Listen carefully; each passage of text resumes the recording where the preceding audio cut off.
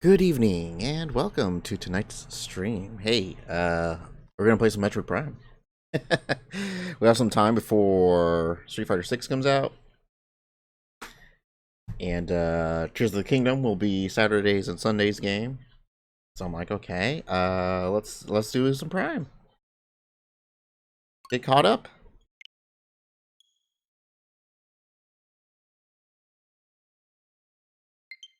I don't know if I could do it in like the 2 weeks or whatever, but it'll be relatively quick to get through.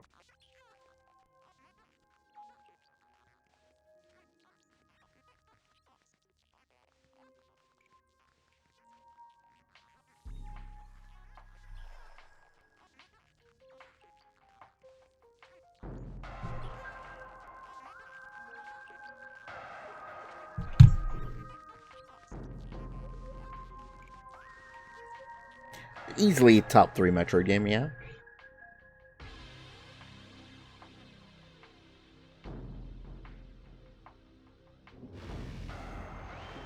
This one, Super, and Dread, I think are my three favorites.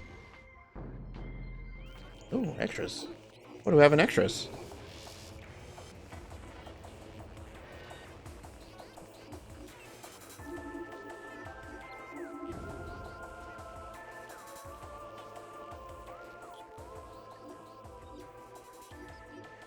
Ah, so it's got that old gallery, you can unlock everything. Remastered.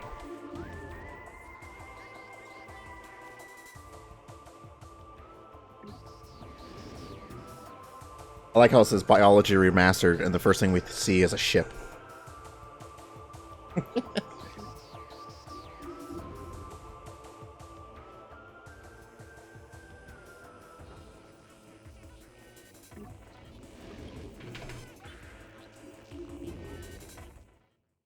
Okay, so as we unlock things, as we play, that'll fill out. Yeah.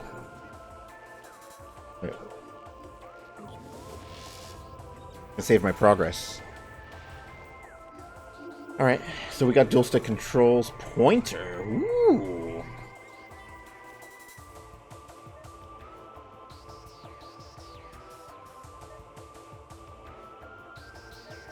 I'm really curious to see how this dual stick control scheme is. We'll go with that one.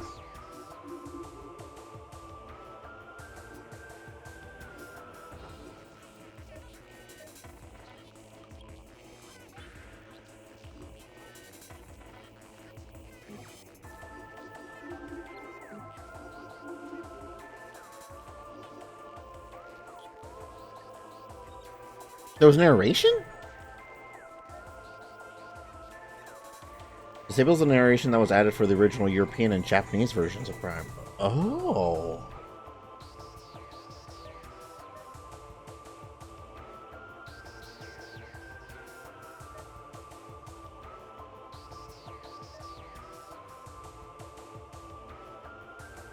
I want the classic experience. I want to hear that and see how it is, but I don't want that on my run currently. I want give me the classic experience.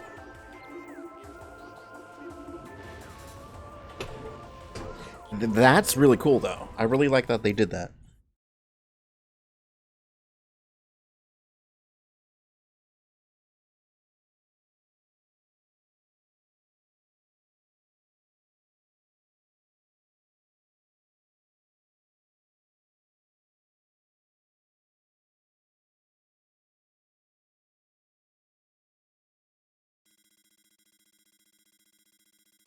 I don't think I need to read this, right? Pretty large and straightforward.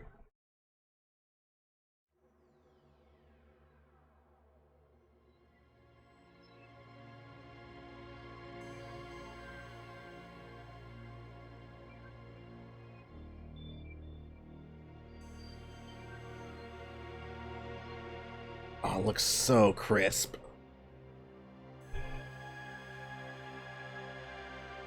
Much like Dead Space, this looks like how you would remember or how the game looks in your memory.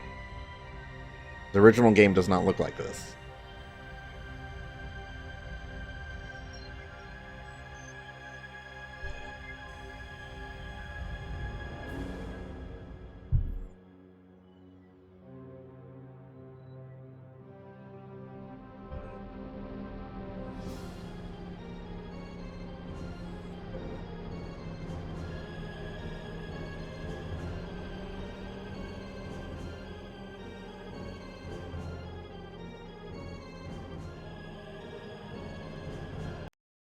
Nope. That's wrong.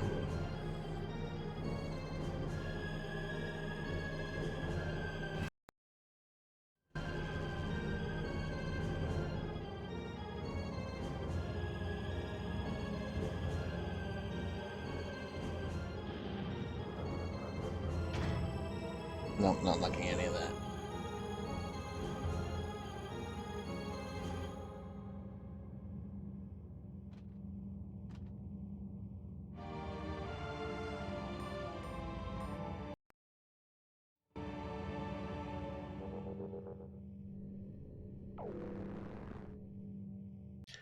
Sorry, I'm messing with the color space here a bit. Not that one. That punches it too much. Or maybe that's what we actually want? Is that too saturated? I feel like that might be too saturated. If that's too saturated, then I can make some adjustments.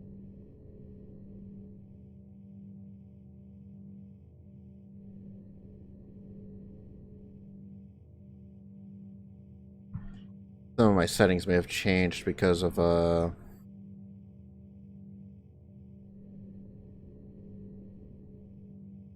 yeah.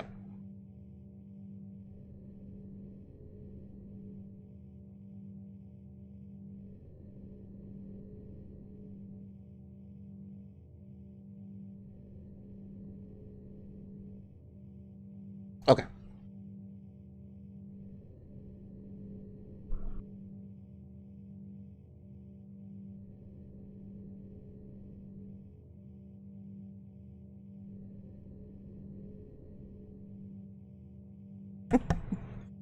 Okay. Oh. What are you gonna make me shoot with?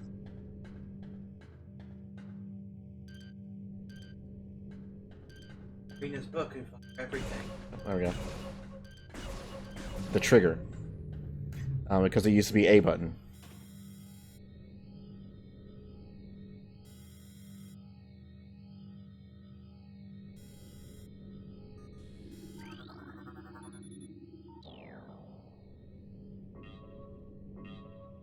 Okay, frame rate's looking good on that side.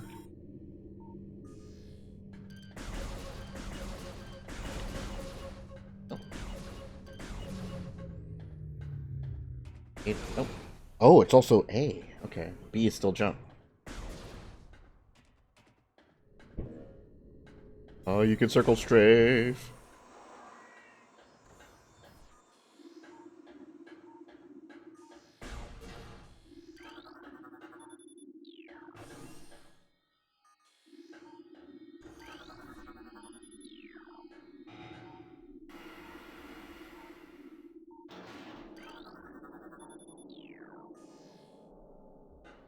Yeah.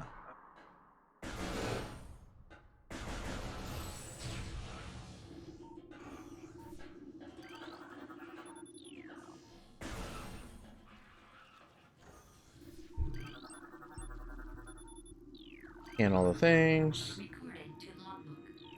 Oh.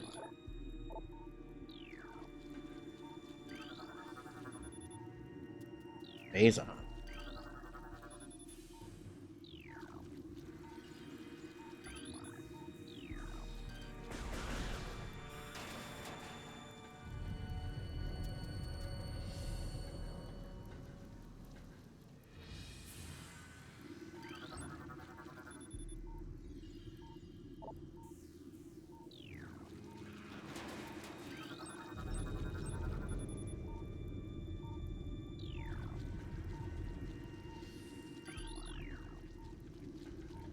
Oh, they were trying to escape here.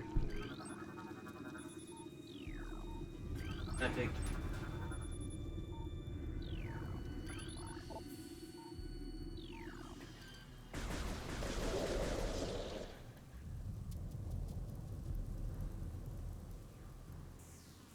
Like, I can actually see like the damage he took from the attack. A little bit cold. Kind of. Yeah, they're pirates.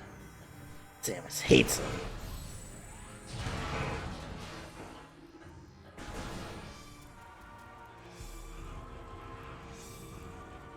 It's gonna be X.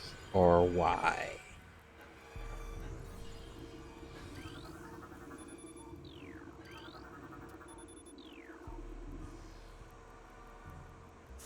It's why.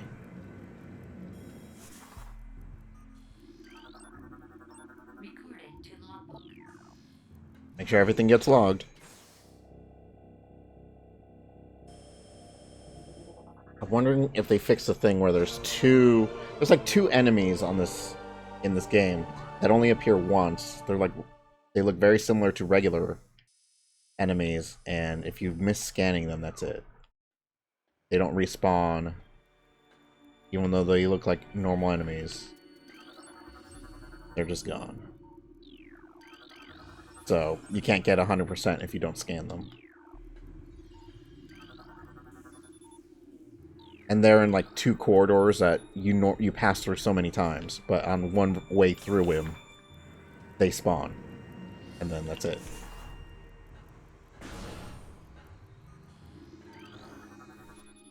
You're aware? I just forget where they are. The only thing.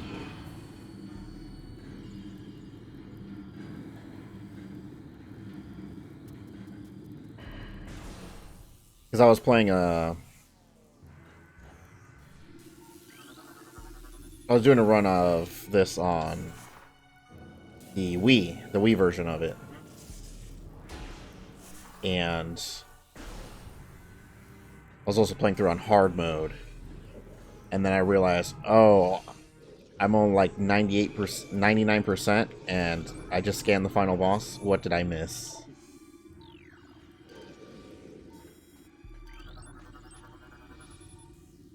Both legs are broken.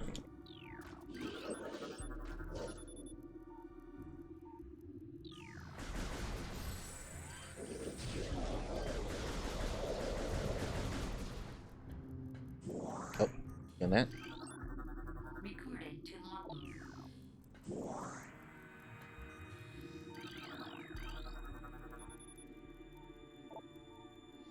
They've been mutating these things. Running tests.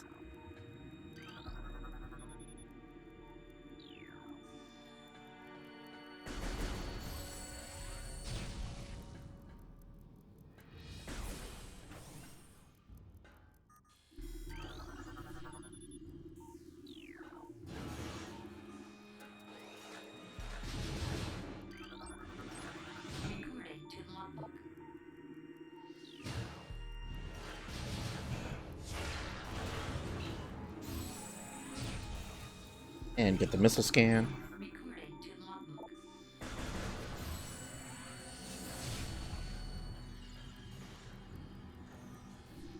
Ah, those are important.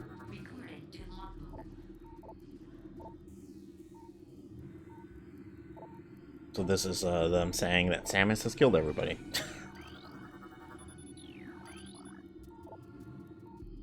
Yeah, Zebes has fallen, or Zebes, or however they pronounce this.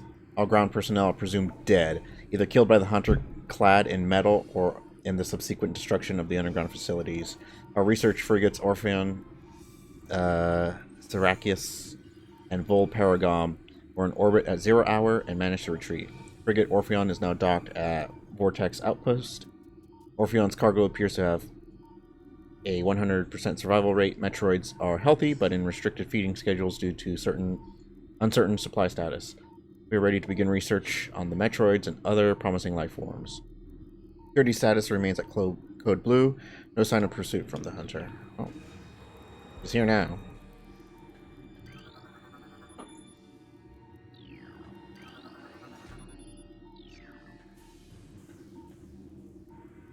Oh, that disabled it. Okay.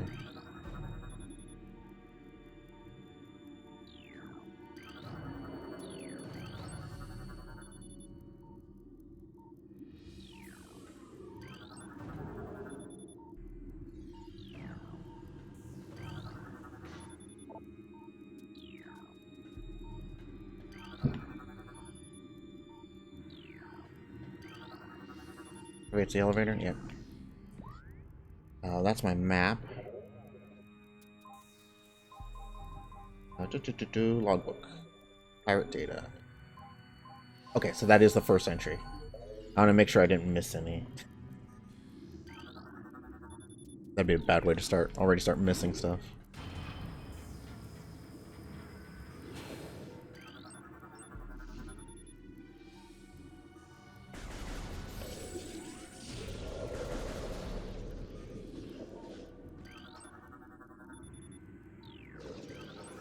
So these are all native species, but I don't know why they don't get added to your logbook once you scan them here.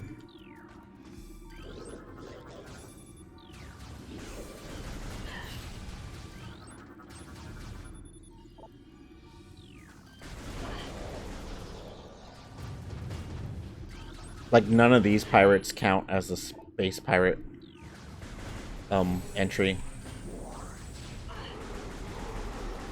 Despite the fact they are space pirates. Yeah, despite the fact that they are space pirates. They don't count on the logbook for that entry. Not until you encounter them on the planet below will that count. Acid burns have welded the joints of the exoskeleton. They just leave him destructed us.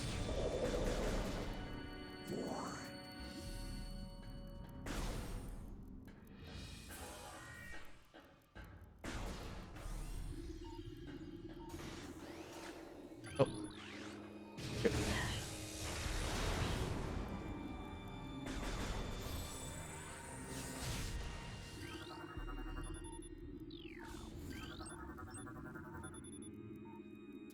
Severe lacerations to the abdomen.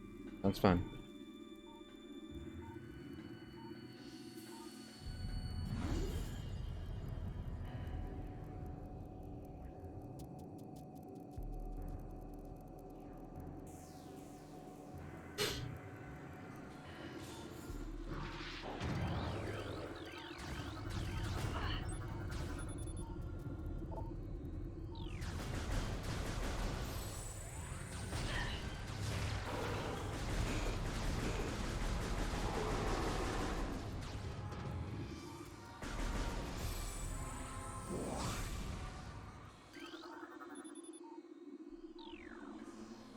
Use a metallic sphere to open the door.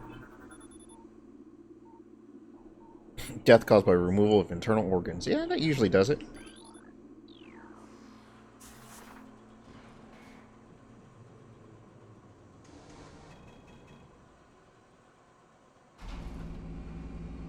This is probably one of the. I did this for the space pirates. Technology of what meshes with Samus. I think. Yeah. Started killing them off, they would have refitted everything so Tecta can't mesh with theirs. Why would they have a door that only opens if you are a metasphere?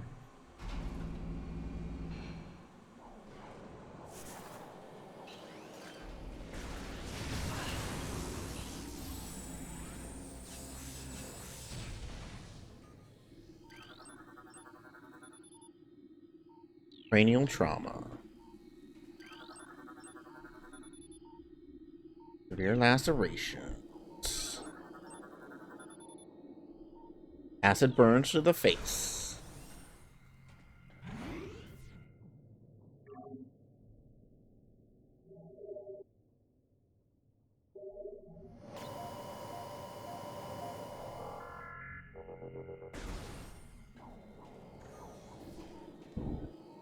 Hey, how'd this guy die? Dead. Creature looks like it struggled to get through this door.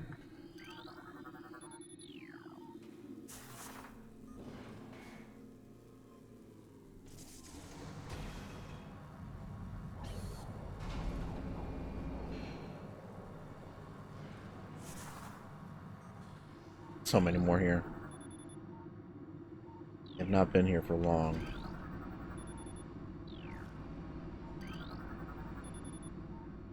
Large amounts of blood missing.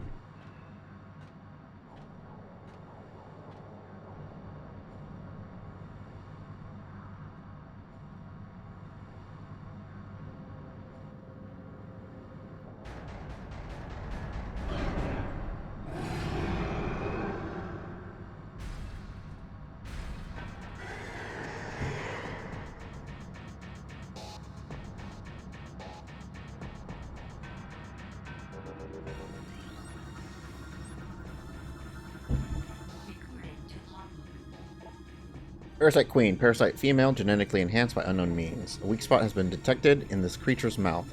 Use your auto-targeting to acquire this new target. Scans indicate the presence of a potent mutagen or origins unknown. The creature exhibits the ability to fire weapon-grade blasts of energy from its mouth, a trait not present in the standard parasite genome. It appears the pirates have begun bioengineering program with considerable results.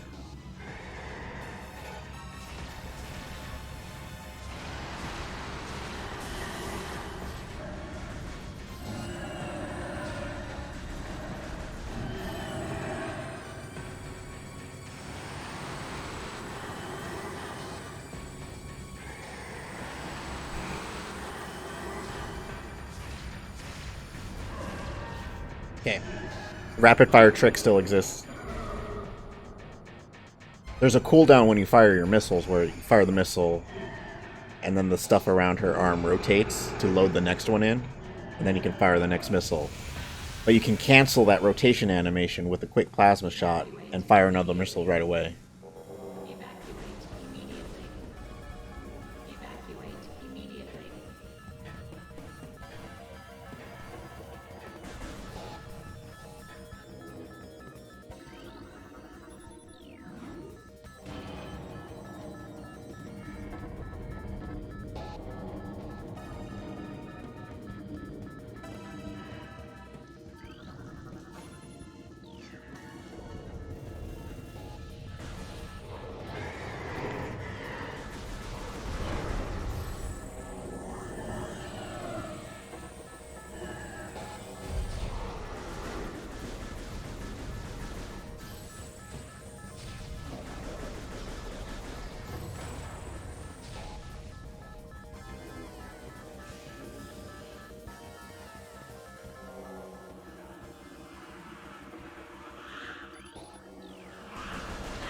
Let's walk through these guys.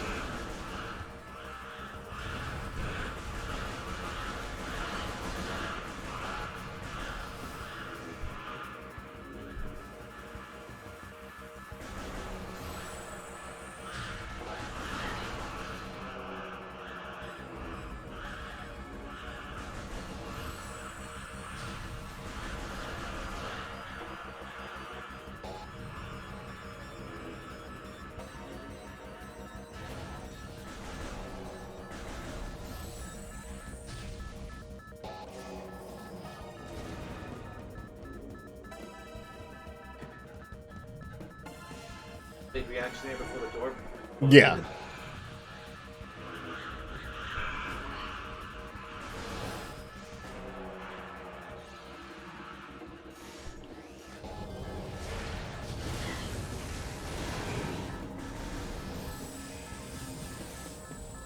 No, open.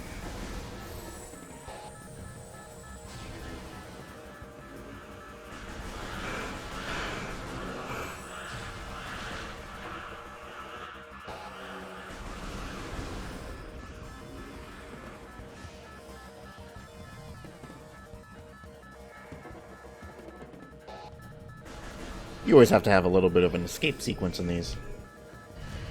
Ooh.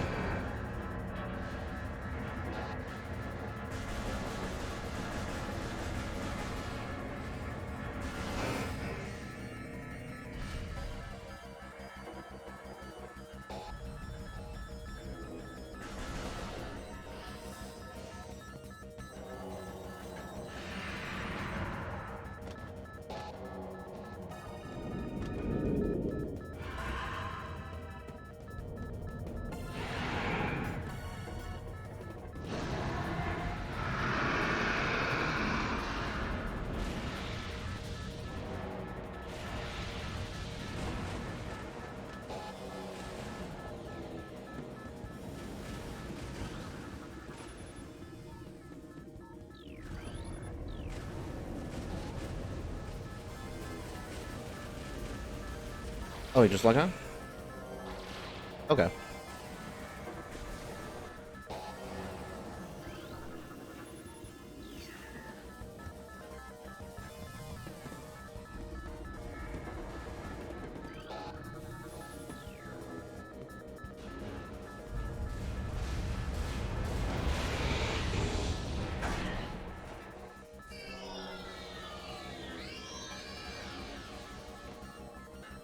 Oh no, my powers!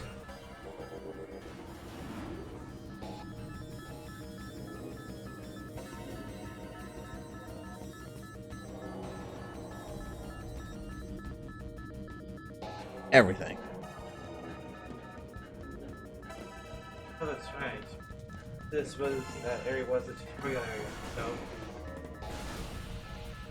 Room depressurizing. You're going too fast.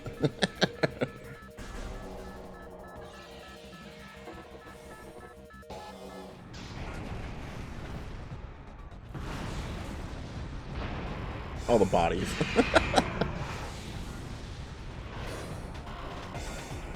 I don't quite remember that many bodies. I mean, it was a whole research station full, so...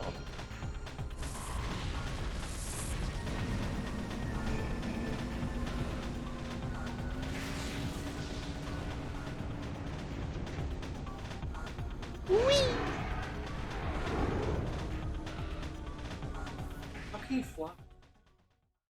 There's no air in space. Yeah, wings don't work in space.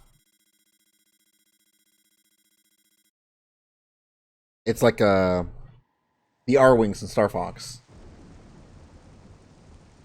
Like, they show their wings to maneuver and stuff like they're planes. But It's, wings don't, like that, yeah. don't assist in maneuvering in space. Unless the vehicle is meant for traversing both zero vacuum and an atmosphere. Right, which the R-Wings are meant for that. So that's why they have the wings. But they don't show any other, like, propulsion. At least, you know, Samus's ship has multiple avenues of propulsion designed for space travel.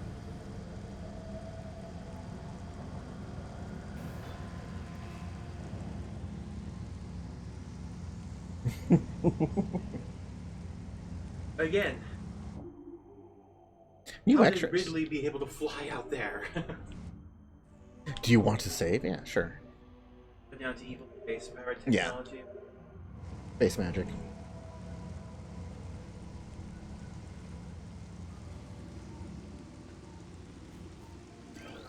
Scan absolutely everything.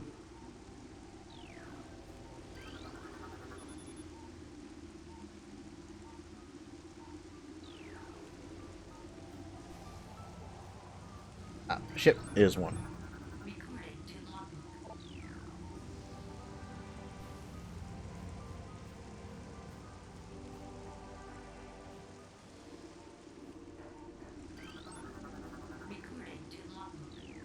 There's a missile upgrade there. But we need the ability to roll before we can get that.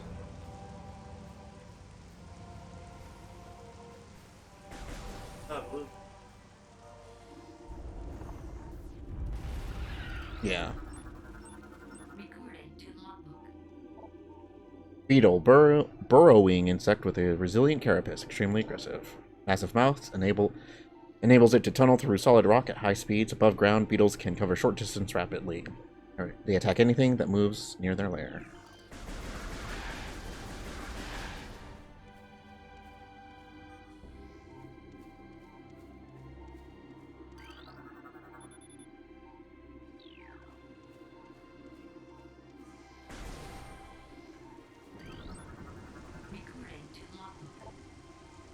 Tap sac. Chemical reaction within sac produces violent explosion when agitated because of its irresistible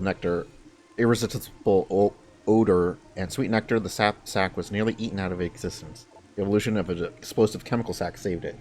Not only brave or ingenious creatures dared to devour it. Imagine like biting into a watermelon and it just literally explodes on you.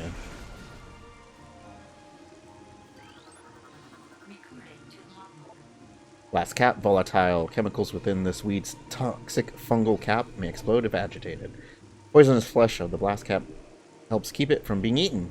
It also detonates its fungal cap when it senses even slight contact. Zoomer anchors itself to walls and other surfaces, avoid contact with its spikes. Basic nerve center located directly above the zoomer's mandibles detects nutrients. Sharp spines protect it from casual predators. The lack of a reinforced carapace makes the zoomer vulnerable to any indirect attacks. There's another thing. Gamer. Wall-crawling mollusk with retractable spikes. Femur is an evolutionary offshoot of the zoomer family. When threatened, it extends lethal spikes and retracts its head deep into its armored carapace. Get a little more to get through that.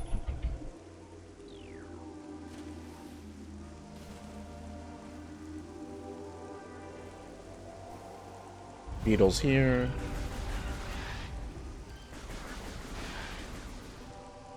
Oh. Trying to charge to draw that stuff in, but don't have a charge.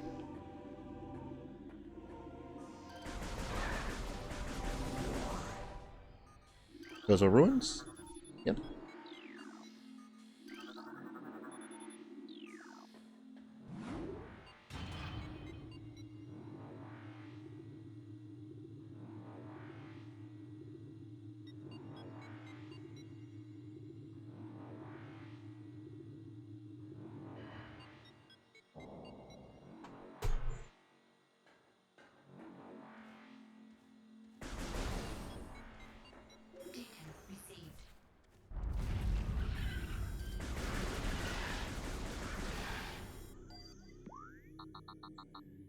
And over there. Oh, yes, there's the logs, the Chozo logs. Chozo lore. The history of the Chozo stretches back into ancient times, so far into the fog of the past that we know not where our ancestors came from. One thing is clear, however, the Chozo who colonized Talon 4 made the conscious choice to eschew a civilization of advanced technology. We Chozo choose to live in harmony with nature, guided by the providence of the universe. We believe we will spend peaceful days here and plan to leave our words from time to time. Correct me if I'm wrong, but the Chozo have not been was raised by.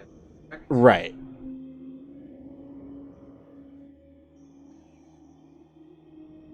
It had to be that or was stasis pod situation when she woke up. No, and some factions of them are still around. As we saw in Dread.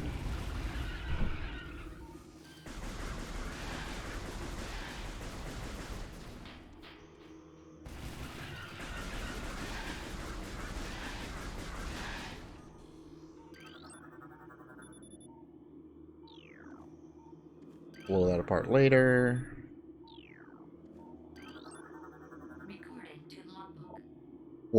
War Wasp Hive. Primary War Wasp dwelling, only vulnerable to heavy weaponry.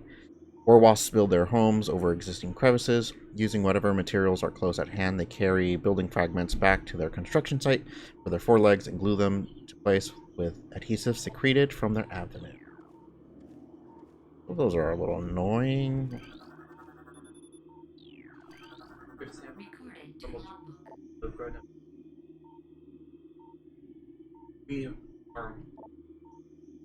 Animal researcher or something. Yeah. I forget what she does, and I don't really have a lot of memories of reading the comic that has her backstory in it.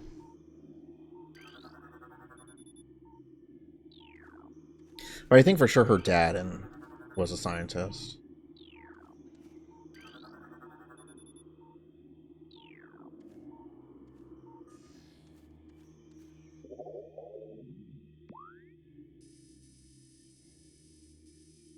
Go this way. Zoologist. Yes, zoologist. Let me on my lap. Scarab. Exploding parasites that can embed their bodies in solid rock. Scarabs think nothing of sacrificing themselves for the safety of the swarm. When a hostile lifeform is sighted, they block its progress by embedding themselves in floors and walls. Embedded scarabs violently self-destruct when threatened. Yeah, everything in the Metroid universe just seems to be able to explode. With enough force to damage, powered armor. Ion, immobile organisms entirely composed of ocular tissue, capable of launching sustained energy beams when active. The ion is sensitive to light and will close if a bright flash ignites nearby. Or you can just shoot.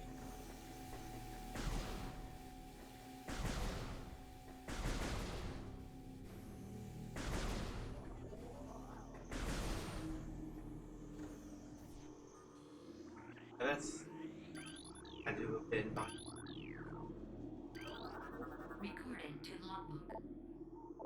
Many long years have passed since we Chozo first took root in this land. The passage of time has always been a source of fascination to us.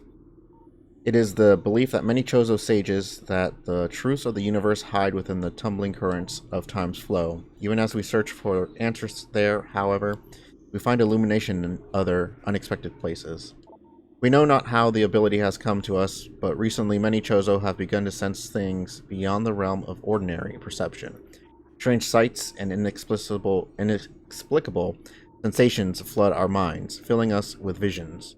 We take this growing ability to be a sign of our burgeoning harmonization with the infinite. Perhaps finally, the universe's secrets are becoming known to us.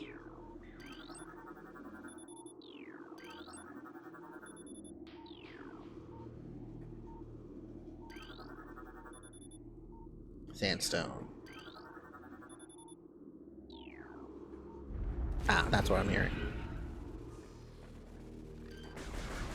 Everything close to this planet ore is all.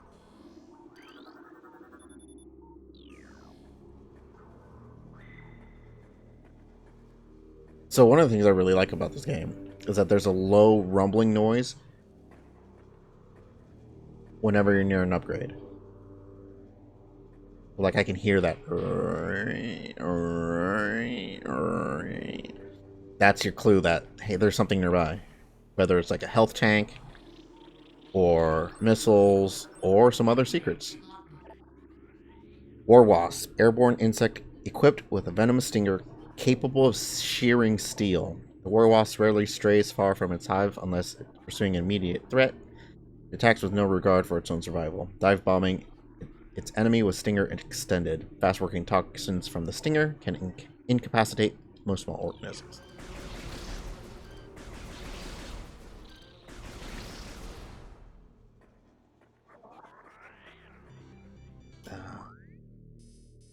Yeah, that way makes sense, but what's over here? Save room, okay.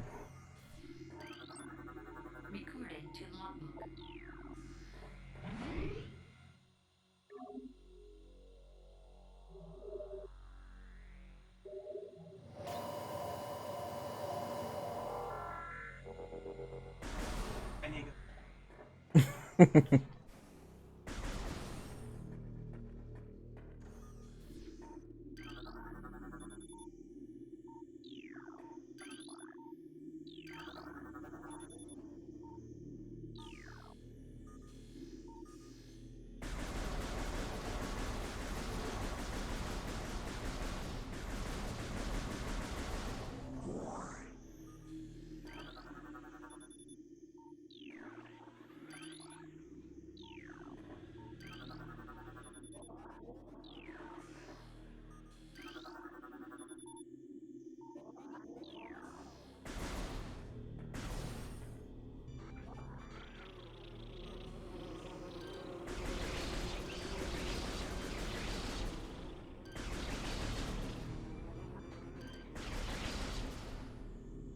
Gosh, so much easier to handle those things. Brimstone. I think missiles is brimstone. Missiles is brimstone. Sandstone is done in by bombs.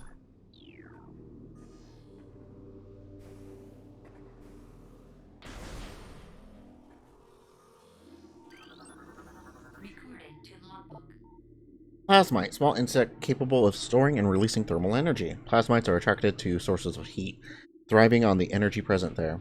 They emit light when hunting and will expel small bursts of thermal energy when threatened.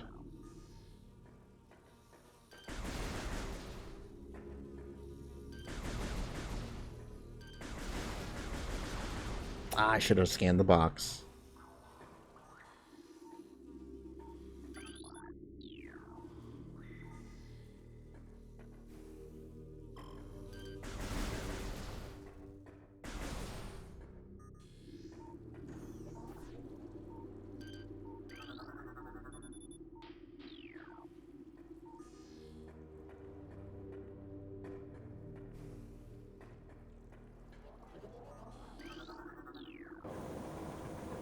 I'm gonna say I'm able to increase my missile capacity before getting missiles.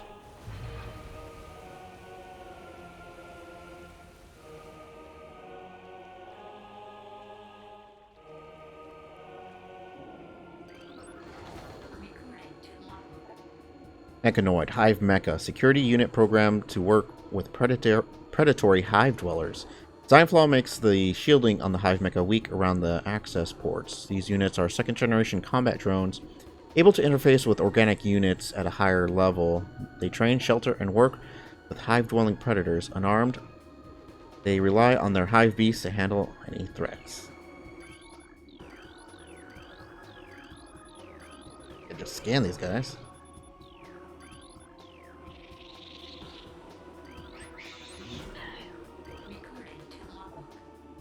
Ram War Wasp, airborne predator, circles its prey, then strikes. War wasps are the only species on Talon 4 to evolve a true hive mind. Nesting in damp, dark places, ram war wasps emerge in small groups when threatened and circle the enemy at high speeds, disorienting it. Striking from all sides as a single intelligence, they can fell huge organisms.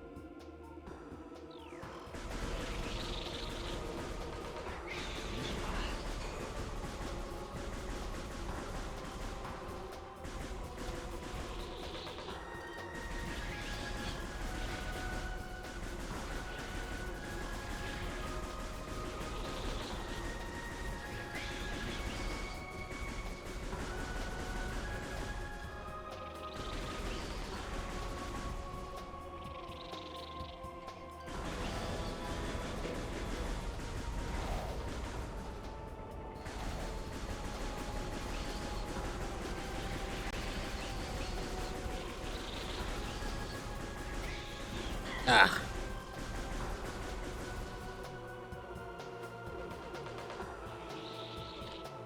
I like the effect on the muzzle. I didn't notice that before.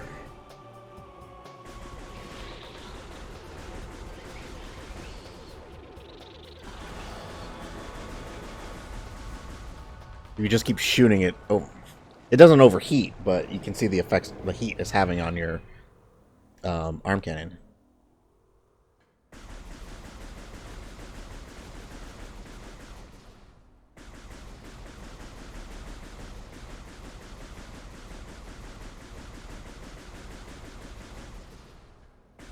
There it is, yeah.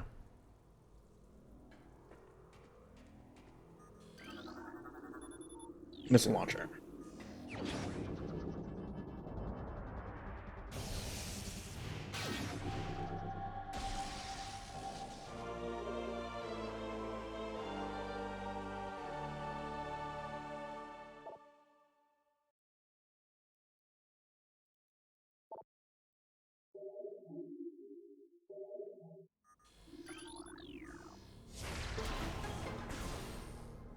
Ooh, and health.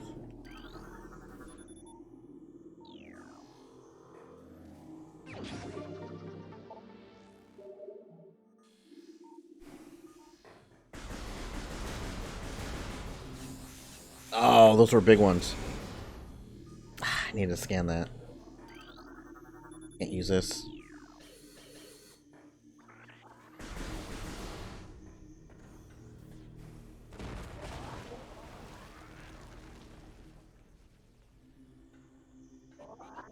Good thing that fell, otherwise I wouldn't be able to get back.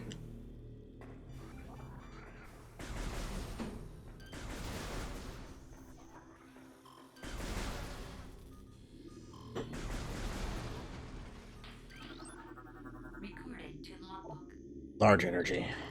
Yeah, so I need those big missiles. I'll encounter them again. I just need to be aware to scan them.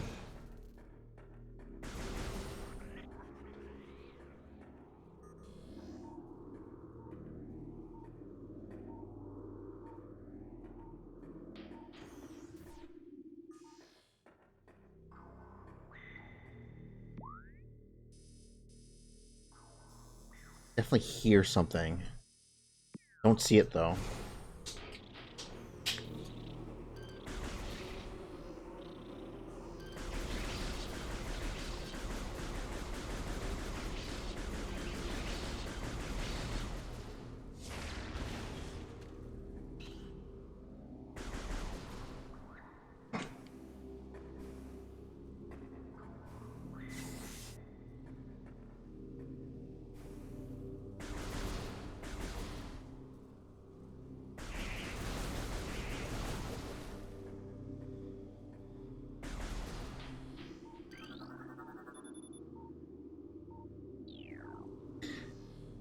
Toxicity levels so high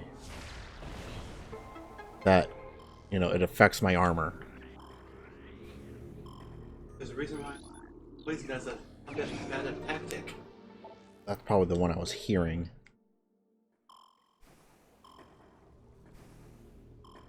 I have to admit, I just see Samus's face. That's a cool little bit of detail. Yeah, and that was in the GameCube original, so yeah, that was one of the things that people were like, "Oh crap, this is next gen."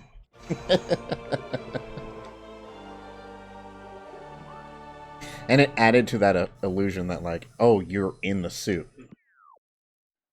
because you could always see like bits of the visor, and those are elements you can like toggle off if, you know, they're getting in the way of gameplay. Yeah. The fact if you stand really close and have something bright go off, you'll see her face.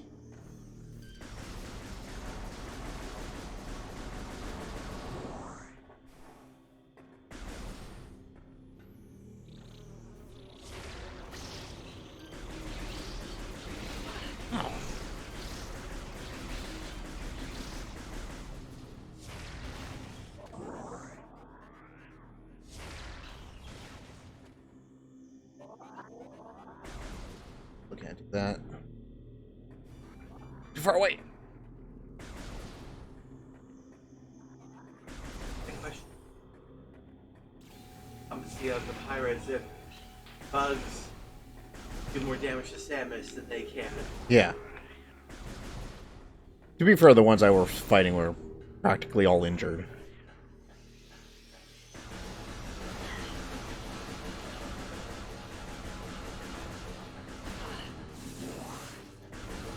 Yeah, I always think it's funny that the life forms in Metroid are, like, extremely deadly.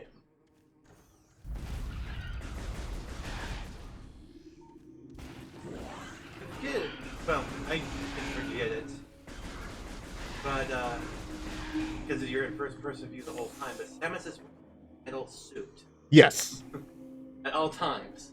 Yeah, she's like 6 something. In a giant metal suit. Power armor. And yet those wasps still sting her. Yeah. Well, like I said, those stingers can shear through metal. So it's like, what kind of creatures exist in this universe? Extreme white rage bugs of doom. They can either slice through like a knife through butter or explode the slightest provocation. Or was that pull back there just a natural phenomenon, or was it something that a monster created? One of the poison that's so toxic. Oh, yeah. It's a lovely feature of this planet. Yeah. Things that go unexplained.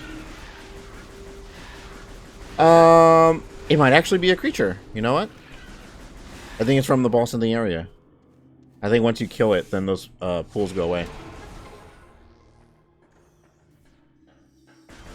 I have to wonder though, poison that's so toxic that can leach through metal, at that point it might as well be acid rather than poison. Right.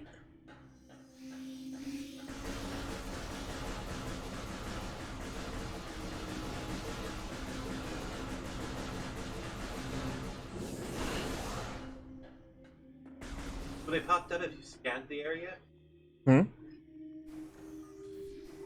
I really couldn't see at the angle, but it looked like you were trying to find something while you were...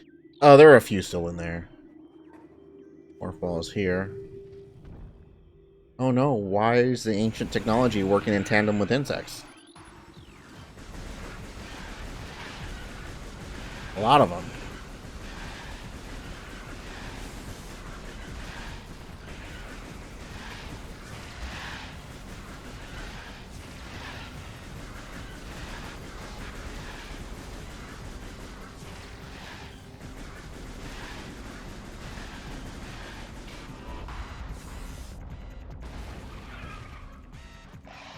The big one.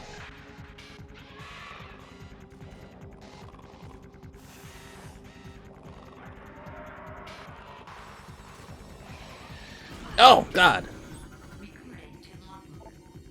Plated beetle, well-armored burrowing insect, vulnerable only from the rear abdomen. Creature's thick cranial plating can repel frontal attacks. This gives it an advantage in combat, allowing it to make ramming attacks, only surfacing when it detects vibrations above.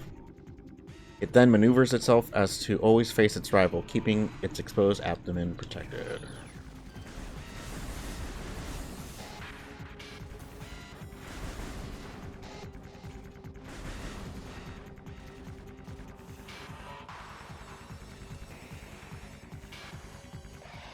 No, look at that, it's dancing with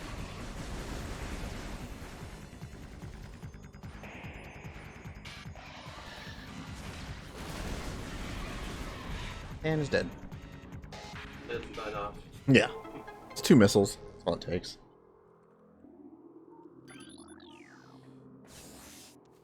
And we get the morph ball.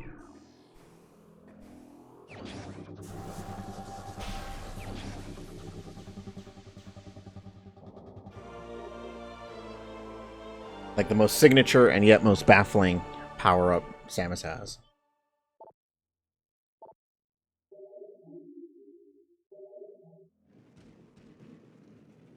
Don't have the ability to land, lay bombs yet.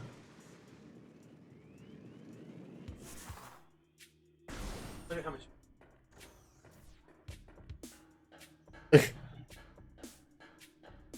That thing should be. Unless Samus is like a freak of nature. He's in Iron Will's comic. That's super like filled with vomit by now. Oh yeah. All the motion sickness.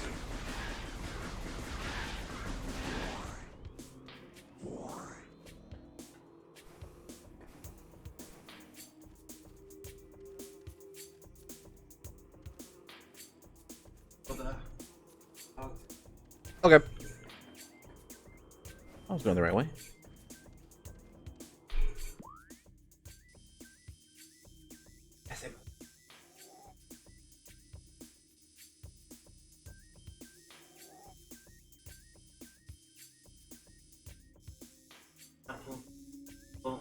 Devil beast are deep inside.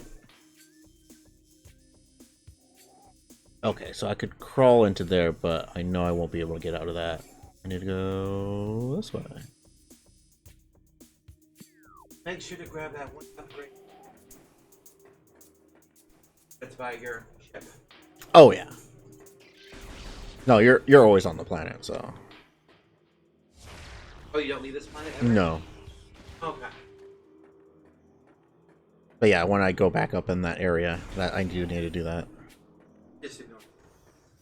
The one Metroid game I played has you moving between different planets, but you have to remember. Yeah, that's probably Prime 3. It was on the DS. It was Oh, Hunters. yes, then it would be Hunters. I know Prime 3 also does that.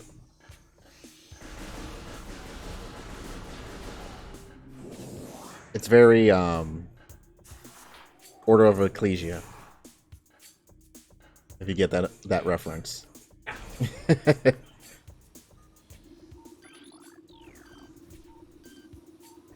I very much did like that. Play multiple levels as well as the infamous Dracula. Yeah. level.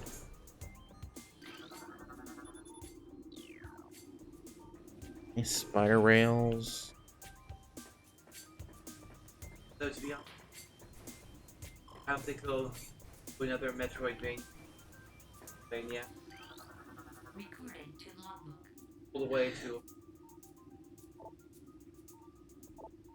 Yeah, we'll see. We gotta wait for... Well, at least we're getting another Bloodstained. Eventually.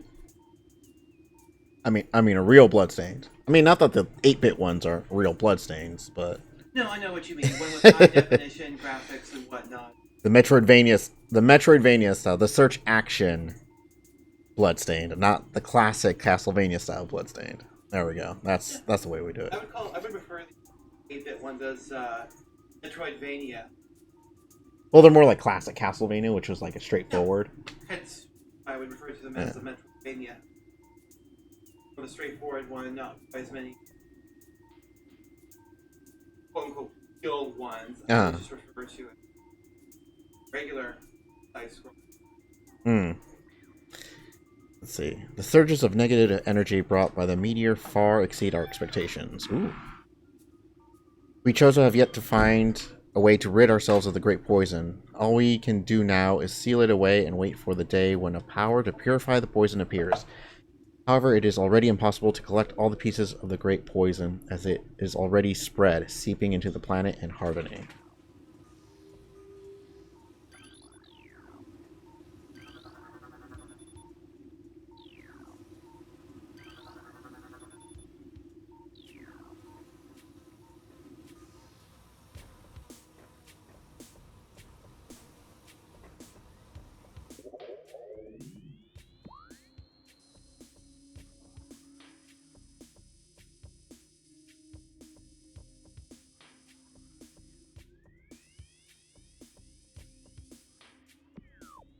I think I need to go straight first. Not this way.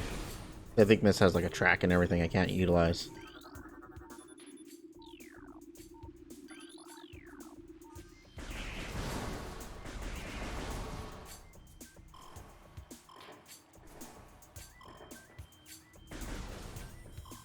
Yeah.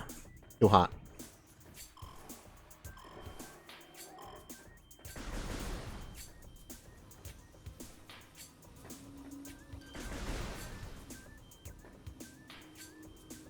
Forget how fast your health drains in the heat, but I know it's up quite a bit. So this is one of those corridors. You run into a corridor like this with these shriek bats. And one of them has a specific type of shriek bat that only spawns once. I think one of them, it's in the ice area. But also through here, there might be another version of it. Shriek bat, territorial ceiling dweller. Body temperature peaks at 121 centigrade. Shriek bats have a high internal temperature, making them easy to spot with thermal imaging. They roost on cave ceilings while hunting for small prey. Fiercely territorial, they dive bomb anything that wanders near.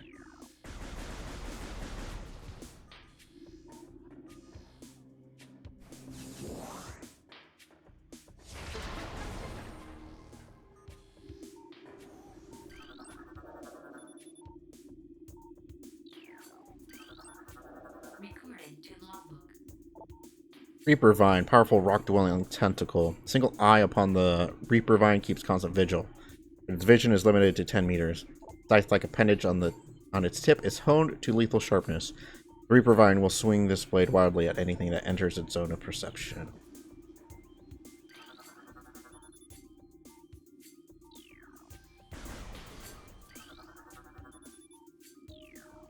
Cheated that one. Yeah, I've got to look for these symbols.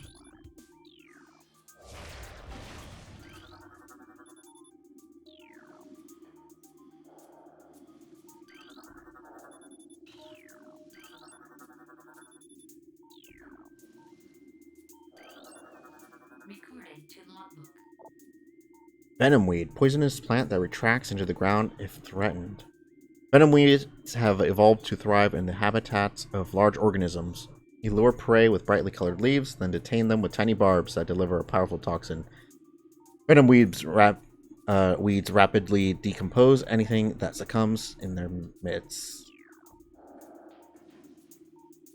Else? Much easier to look around.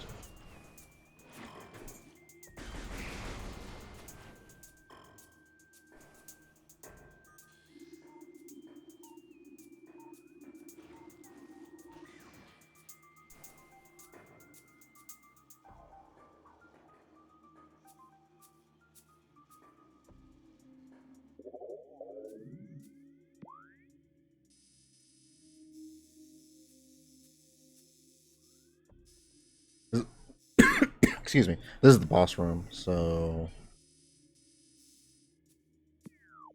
way.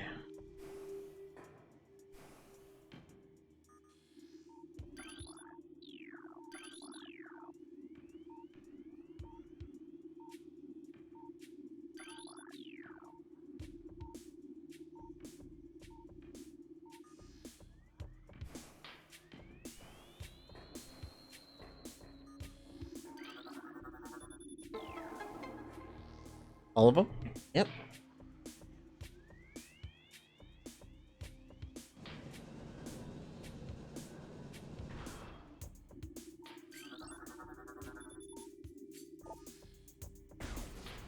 And I can't get over there.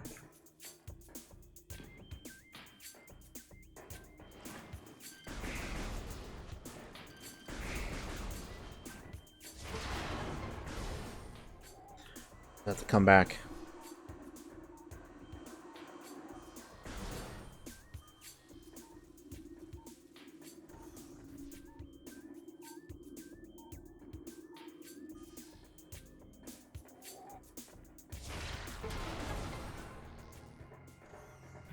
Still at full health, but we'll go to save room.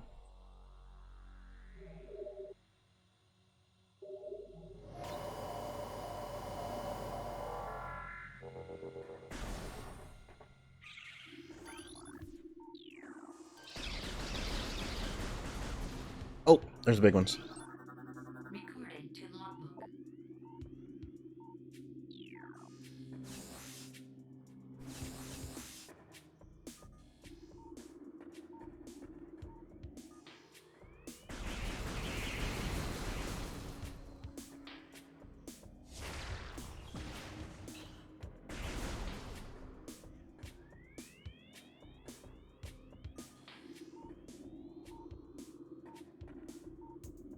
And hear the item noise.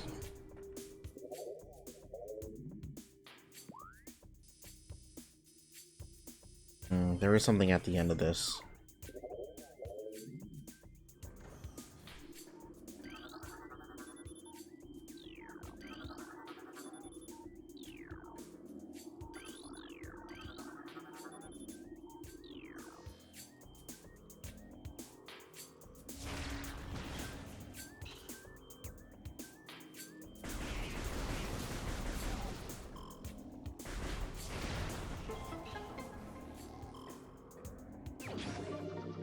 Alright.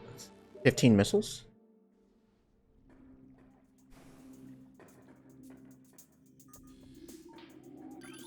I believe the max is 255.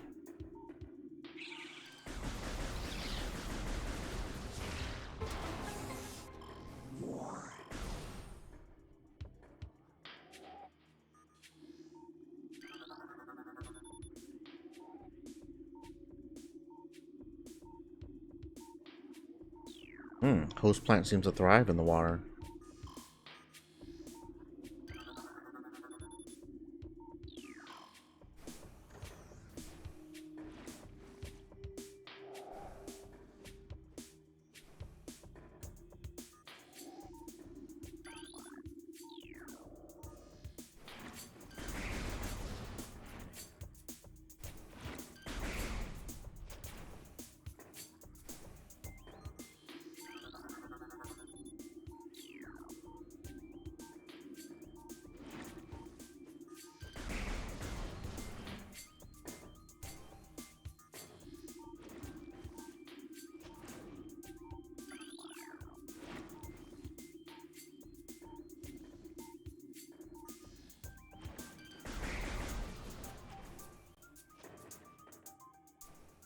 Go below, I think. I'll find those runes. Oh, there's one.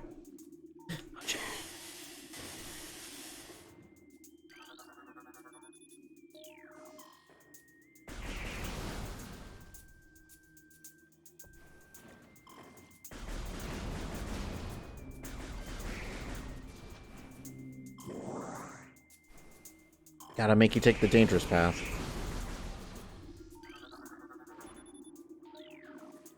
Two.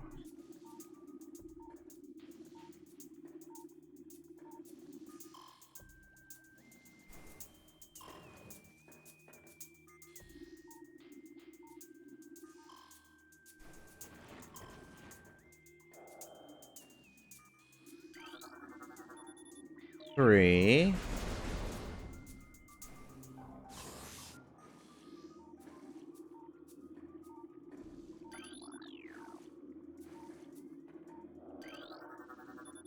Four. Get up there to scan the last one.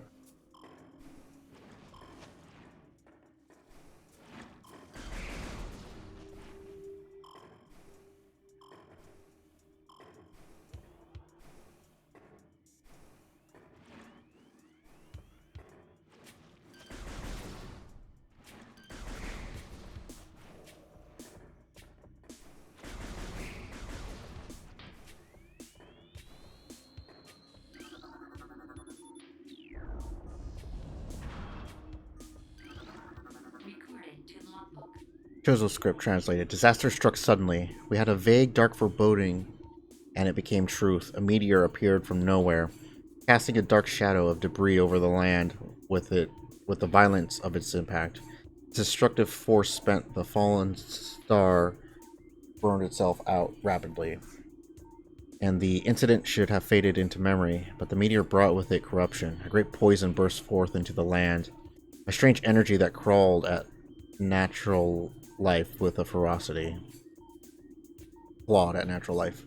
That strange negative energy emitted from the meteor expanded to encompass Talon 4 in a night, as a spider weaves a web. And charge me. Oh.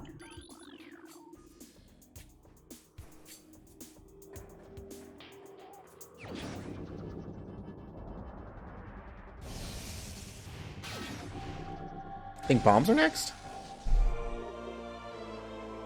Maybe? It'll be like a Dread. Dread was really cool because the morph ball is one of the last upgrades you get. It's really cool.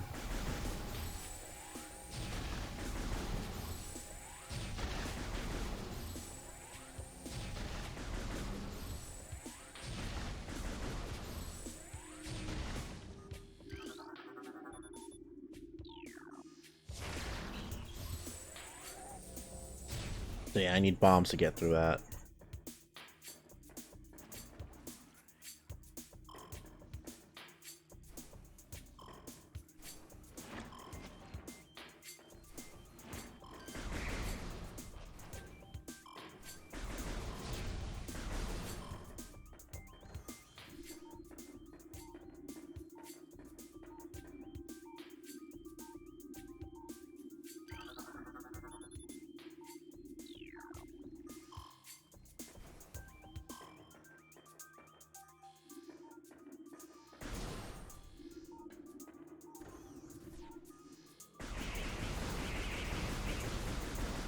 I could try going up. I don't think I can make that jump, honestly.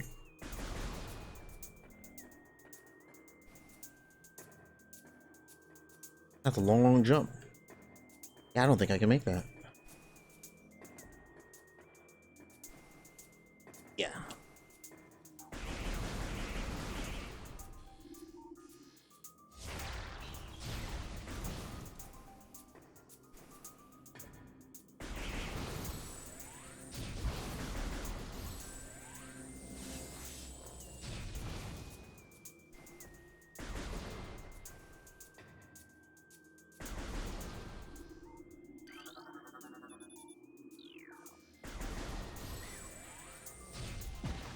Nice.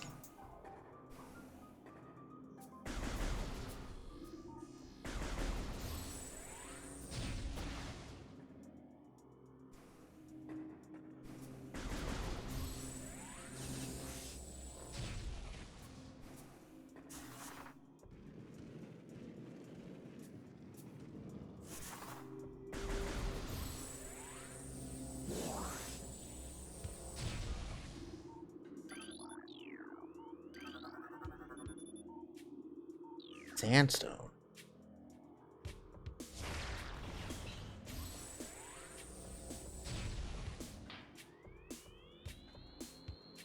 Have to be able to morph ball up to that.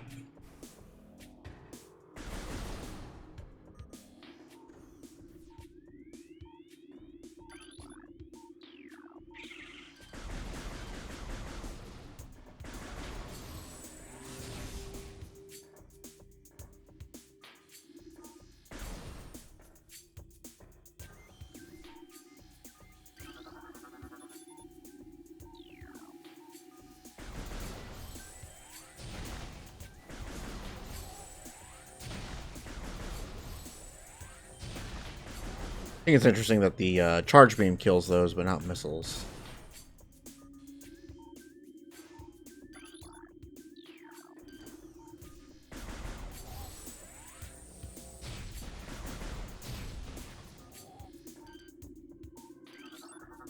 Recording to logbook.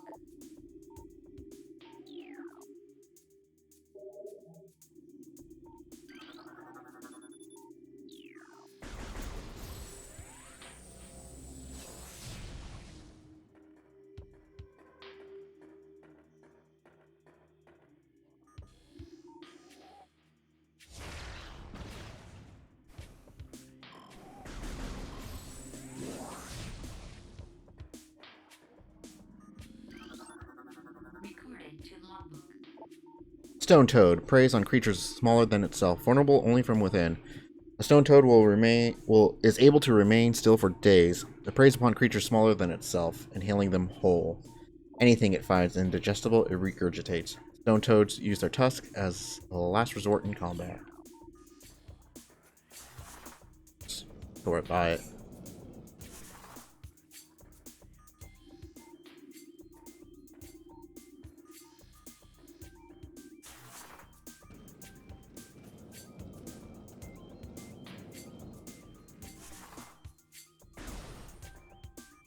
Ah, boss fight.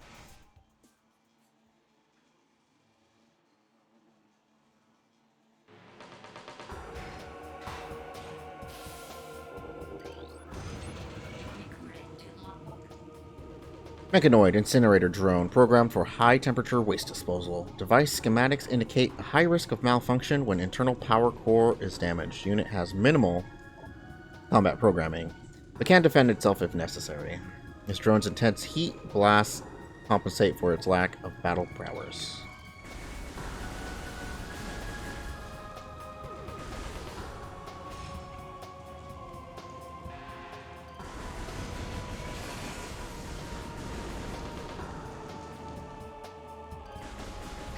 Oh shit. Actually need to scan those, I think. Barbed wire wasp. Yeah, they're different. Recording to logbook.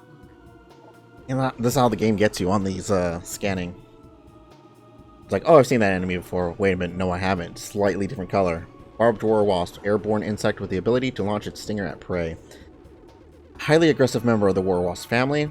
This insect can propel the tip of its stinger up to 20 meters. The stinger tip regrow seconds after launch and contain an acidic compound designed to pre-digest prey.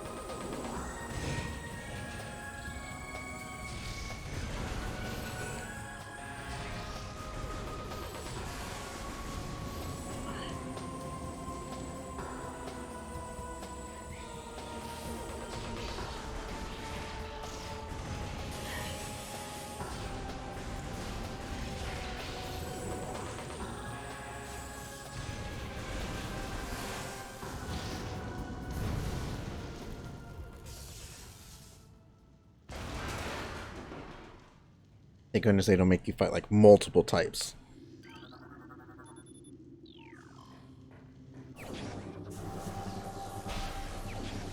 And now we have bombs back.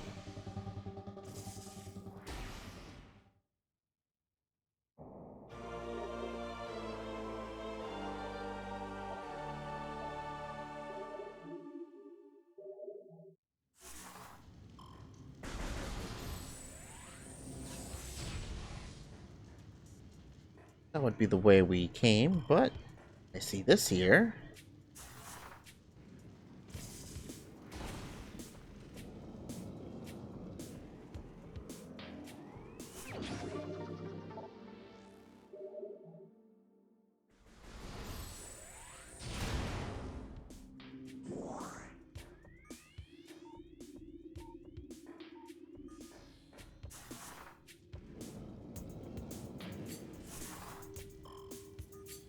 That was it, I think. And nothing else on the map as well.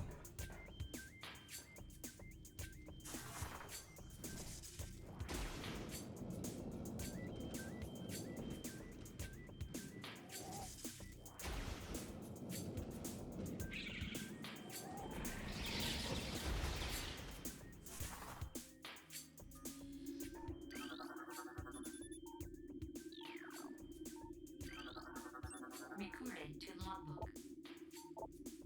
Morph ball slot. I just like that that's a common device interface in this universe.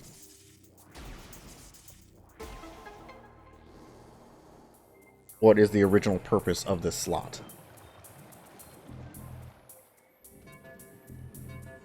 This way.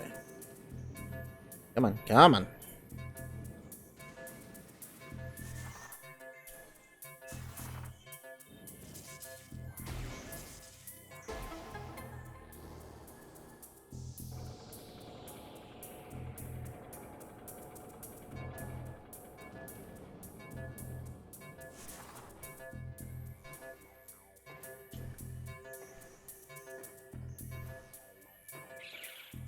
Nope, gonna ignore you.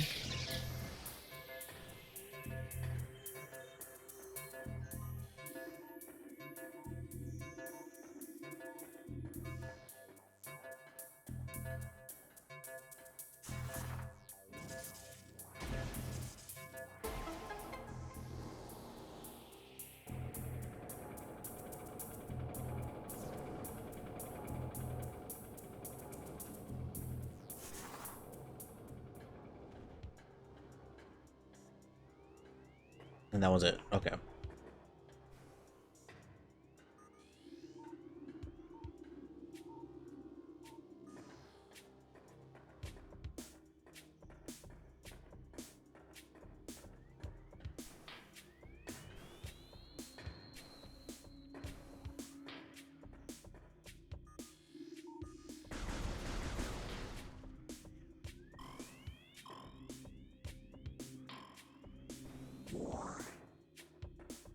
I went right. I didn't go left. What's left?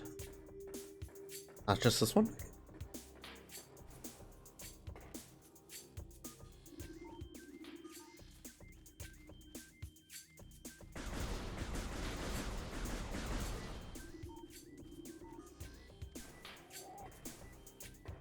And interestingly enough, they didn't put anything down there for you to unlock and cover. Just pretty straightforward.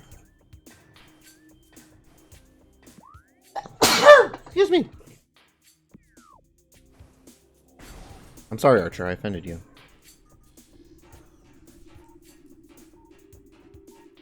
Its own hide. Welcome, Omnus. We're finally playing Metroid Prime.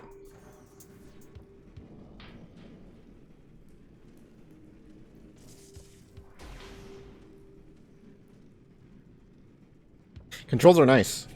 It's so fast.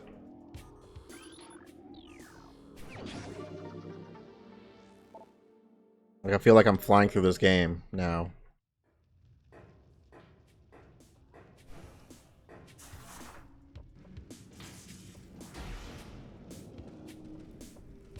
That was it. And you find the Joy-Con motion controls not bad.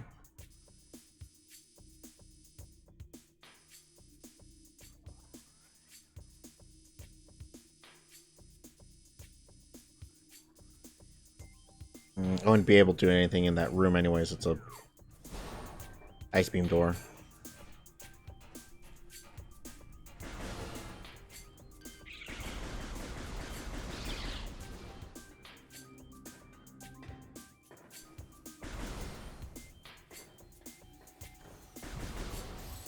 Oh, what am I doing? Shortcut.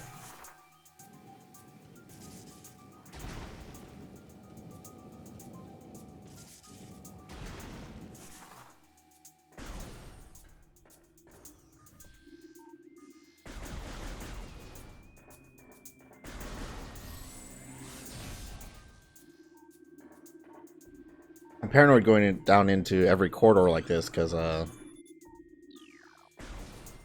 I know one of them has those shriek bats that are like rare.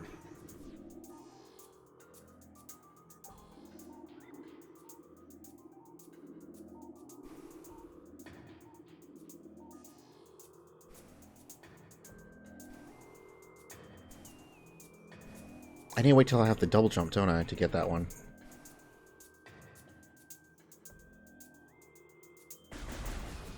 I don't have another way up there.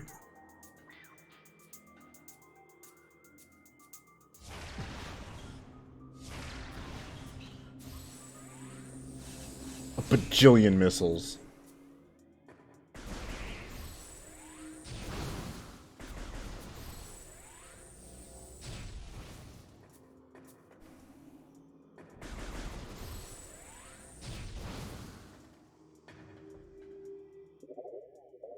It's giving me like a heavy arms mode where she fires all the missiles at once. All 200. Oh god.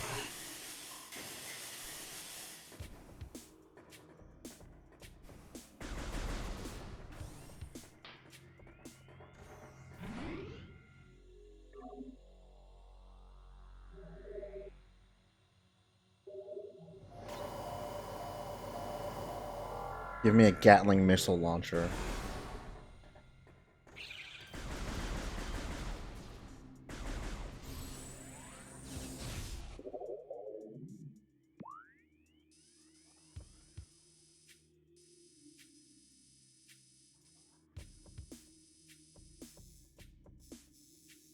Could do that one now. I don't remember what's at the end of it. Can at least check.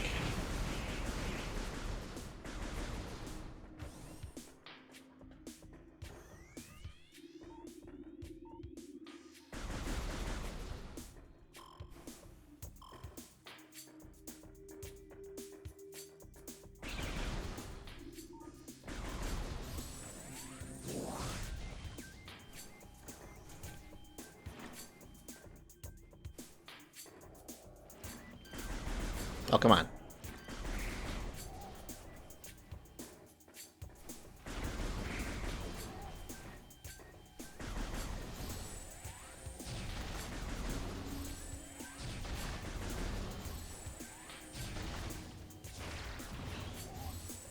Oh, missiles do kill them? No, missiles don't. Frustratingly enough. Gotta make you do it the slow way.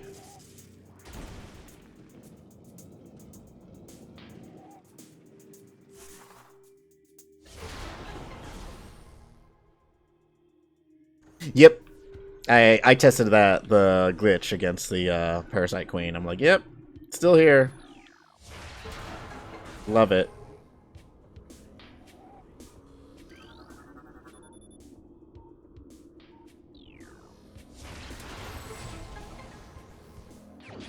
Okay. More missiles. And then I need a spider rail. Spider ball.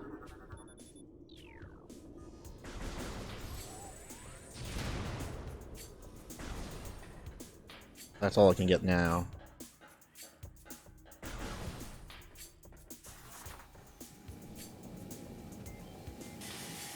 Ow!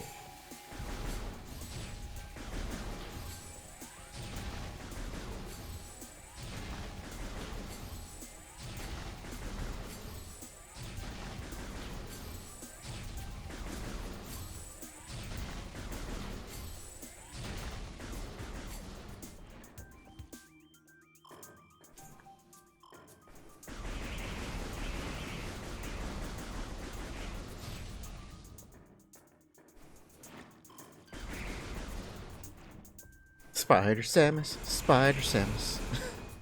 Does only one specific thing a spider can.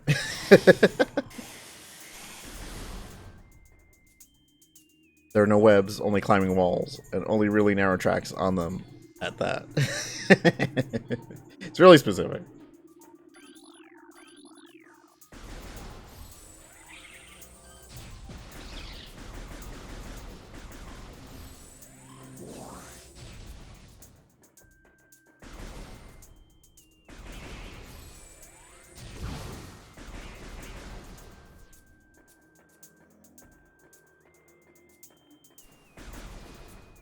Because in Metroid 2, it was just like any surface. You could do that too.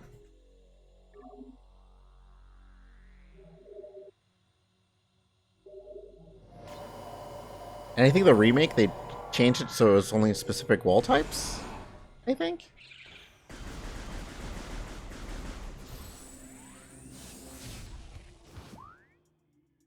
Okay, now we can go this way. Pretty sure.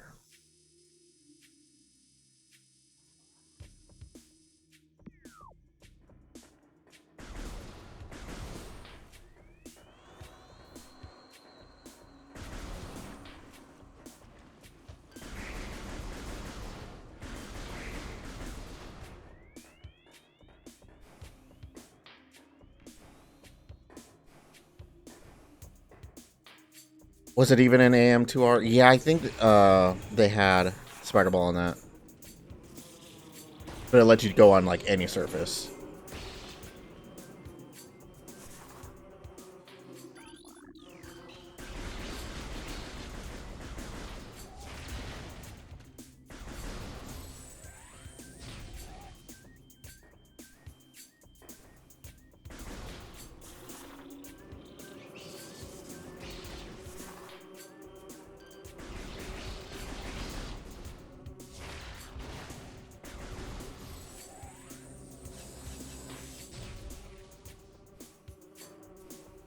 Guess you have to play it again. Darn. Oh no. I have to play a Metroid game again. How tragic.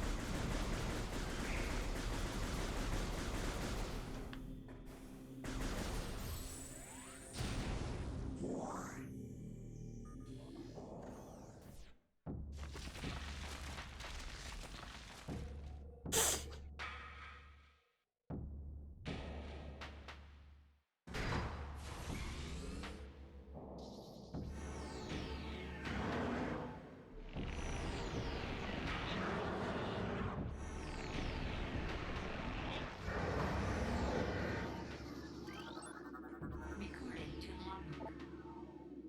One of Flagra's tentacles fills this narrow drainage channel.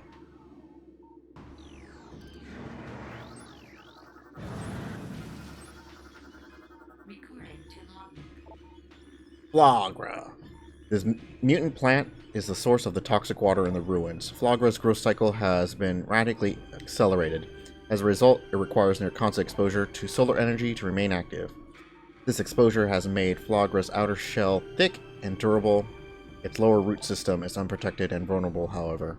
Despite this flaw, when possible, concentrated weapon fire can daze it for short periods.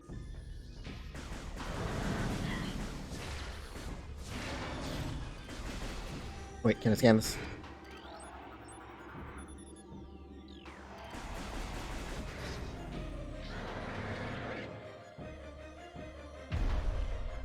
Having to remember to scan everything and, get your hits in when you can.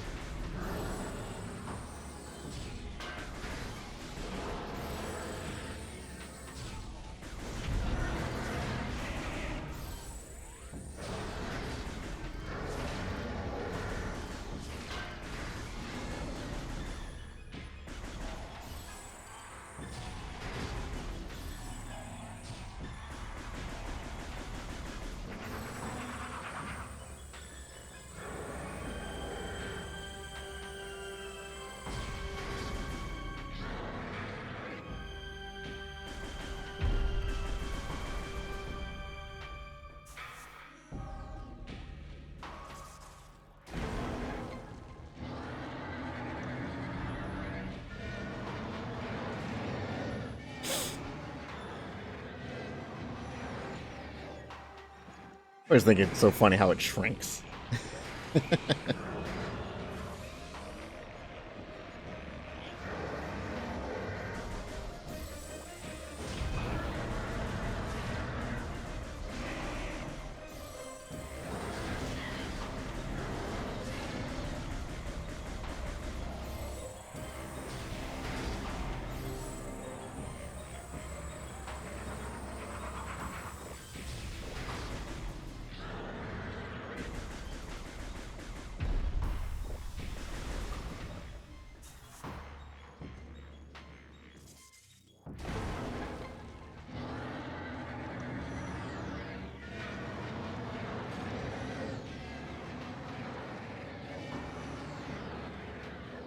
One more time.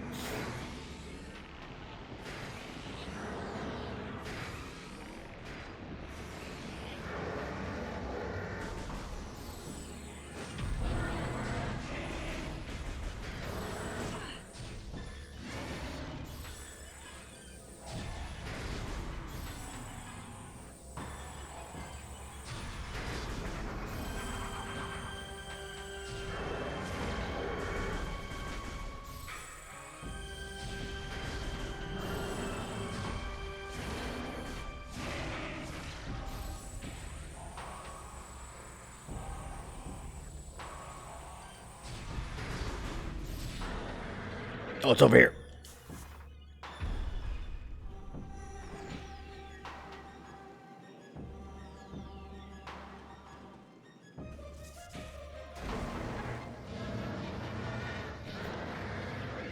I forgot they were destroyed after each one.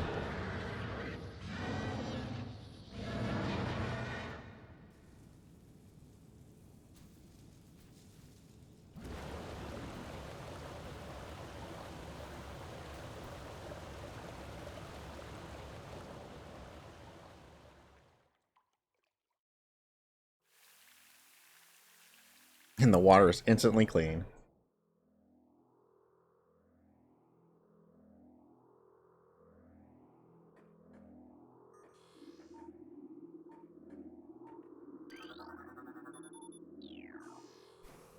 Where did the Varia suit come from? Was it just here and we just didn't notice because we were in the middle of a fight?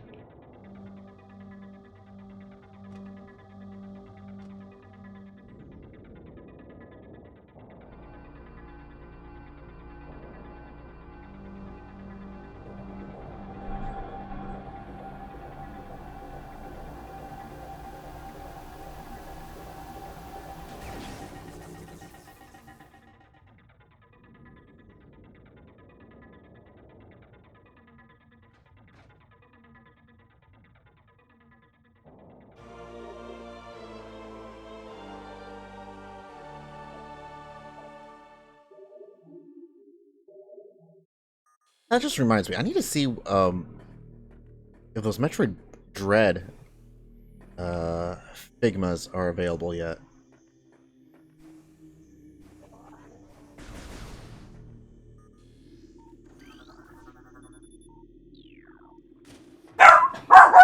Archer! Archer, come here. Archer. You don't have to be a mean guy, Archer. You can be a nice guy. You ever try being a nice guy, Archer?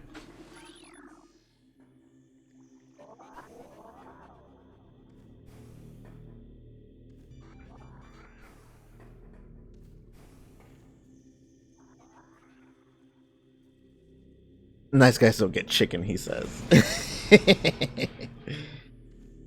Now that you've seen someone draw the theoretical skeleton over the image of the various hit, you can't unsee how monumentally distant her shoulders are from her head. Yeah.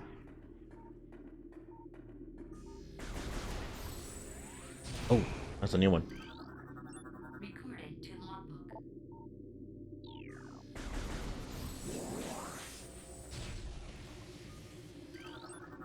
Recorded to logbook.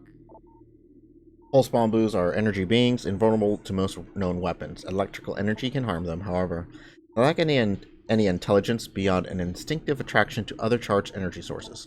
Pulse bamboos produce energy constantly. All excess energy is shed, regardless of who or what may be nearby.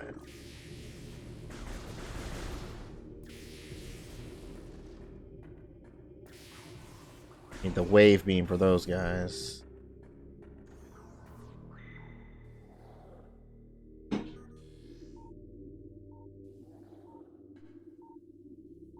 Yoo-hoo!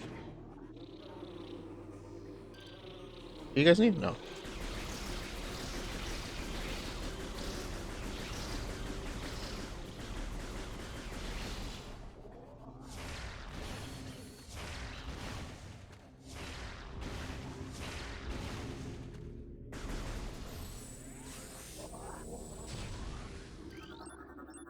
Recorded to logbook. Oculus. Wall crawler that generates electric pulses. The Oculus exposes its single eye when active. The electrical field that covers it is enough to deter most predators. If the Oculus detects anything capable of presenting a real threat, it retracts into its impermeable shell. Oh, where am I going to find the symbols? Oh no, actually I need a... Cordite is... Super missiles?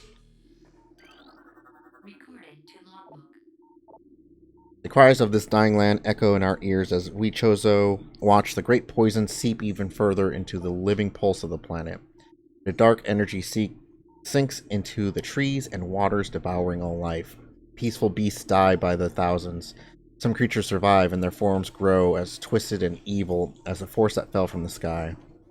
Many of these mutated monstrosities remain small enough to do little harm, but others grow enormous and threaten our very existence. One such beast defiles our sacred fountain, scourging poison from its foul form, replacing pure flowing water with cascades of creeping death.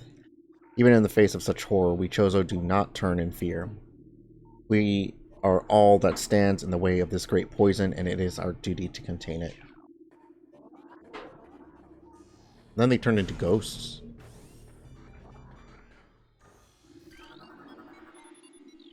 Magmore Caverns, that's the way to Magmore. Or am I here?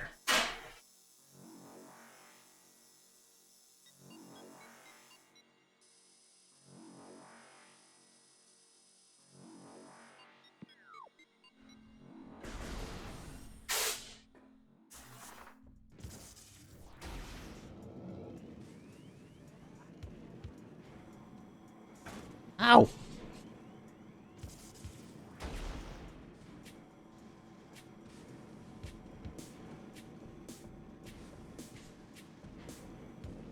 That all this one is? Okay. Yeah.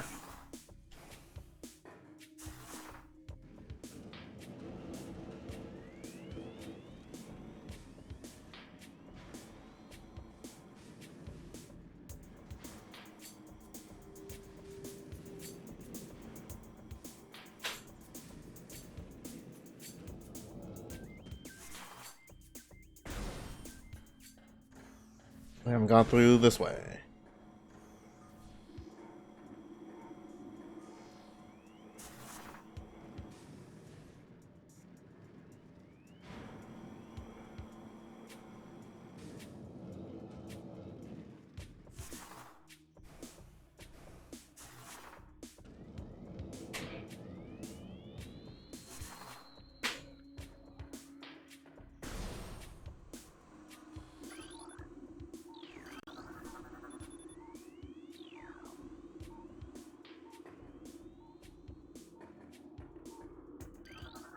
Recorded to logbook. New lore.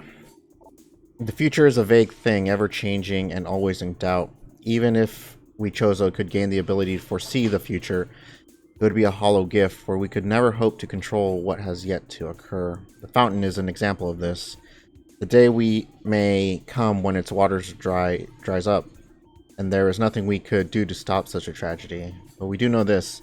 Like the uncertain flow of water, the power of our will is strong and enduring. The will of the Chozo will never run dry.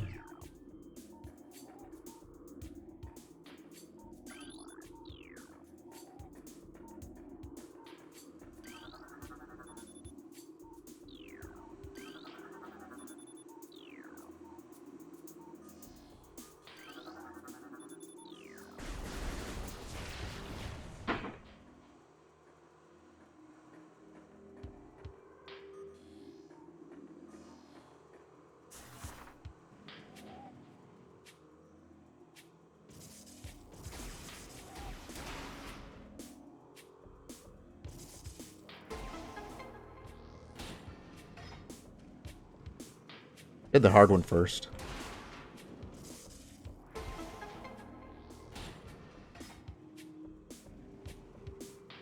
Just to prove that I can.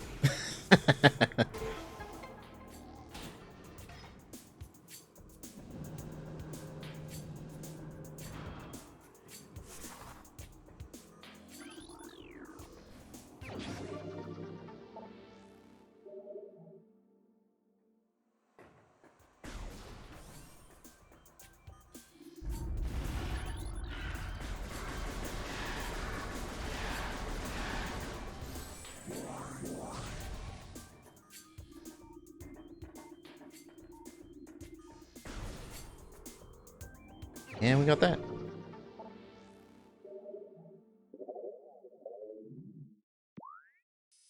Anything else that I can remember? This loop here, we can probably try to complete that.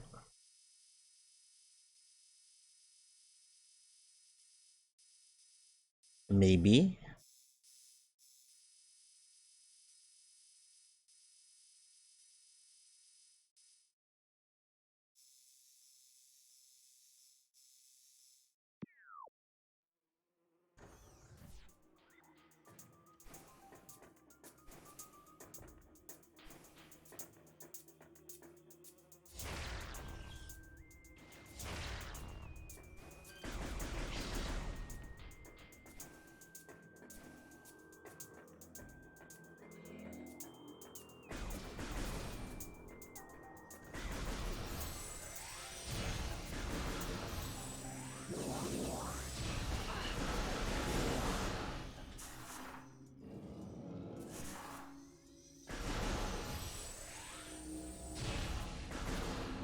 Juicy.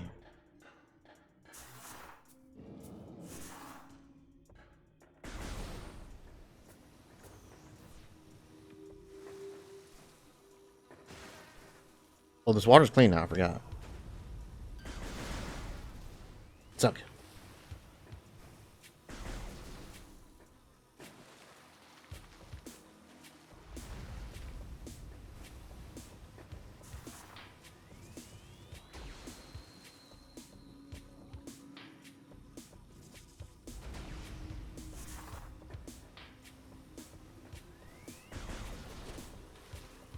Okay, yeah, I need the spider ball to do that. Ow!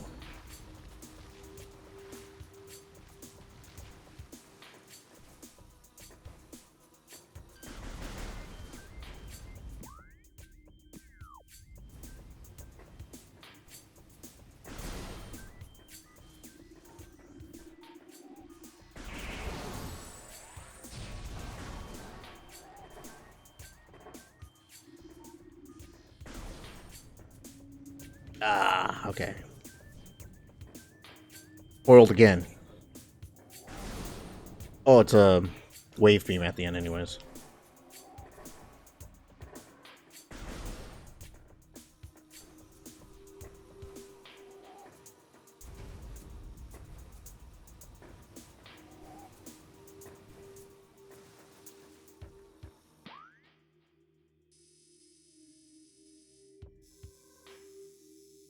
I have to go that way because I can't go through here. I can't jump up that.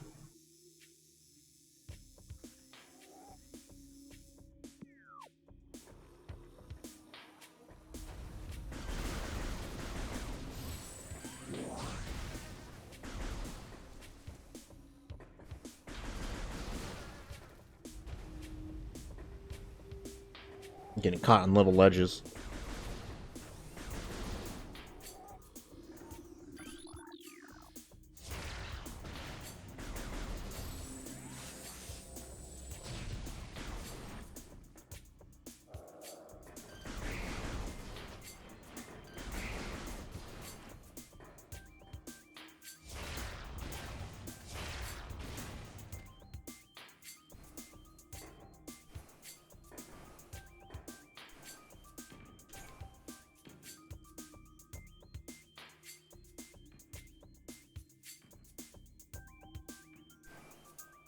Oh.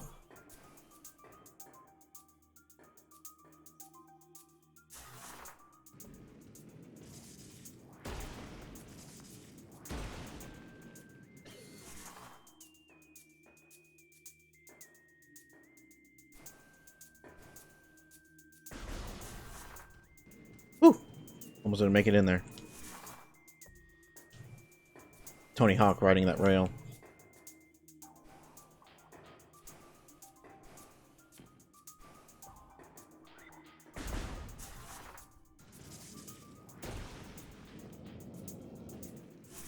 Somebody put it in great perspective the other day, where it's like, how come nobody remembers Link in Tears of the Kingdom? Or know who Link is? And it's like, for the most part, people do know of Link. They just don't recognize him when they see him. And it's just real life Tony Hawk syndrome. Oh.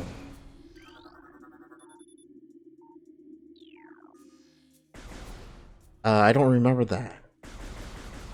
Okay, went the wrong way then.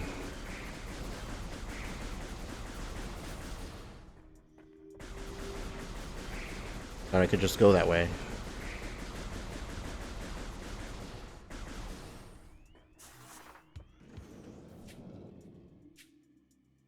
You just had an idea, uh-oh.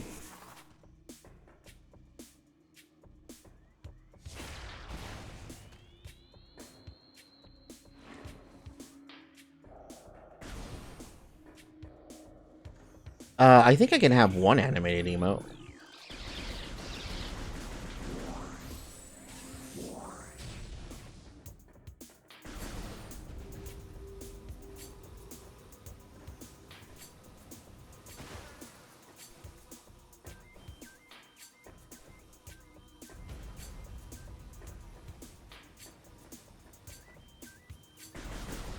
Ooh, I want to hear your suggestion.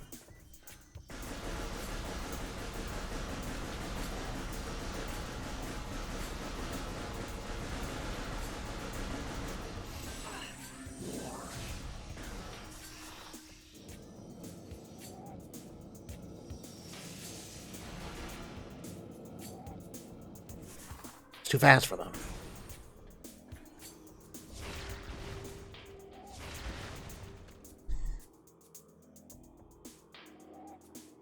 The dancing Sonic animation from the old school games. Oh. We're just dancing in place? From like Sonic Advance?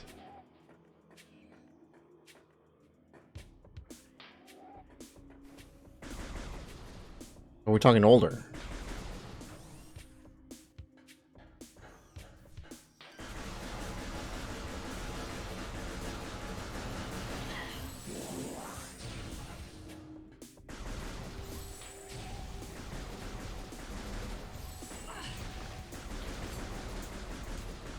Yeah, send it to me on Discord.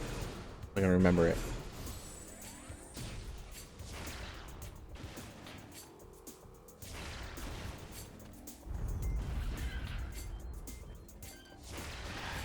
Oh no, I think that was... Oh no, okay, it's not. Ah, I can do this one now.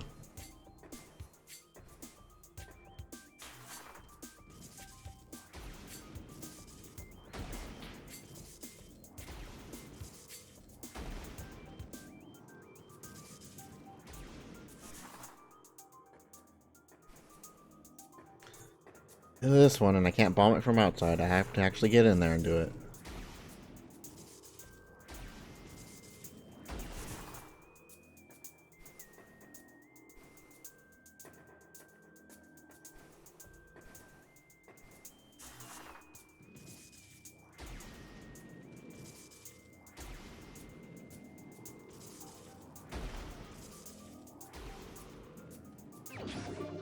More missiles!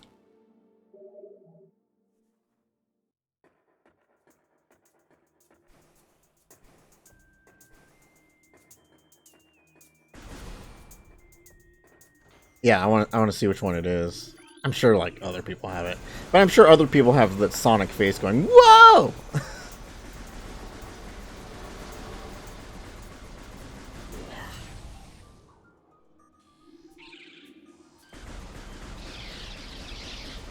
Yeah, I don't quite remember there being that many bats normally.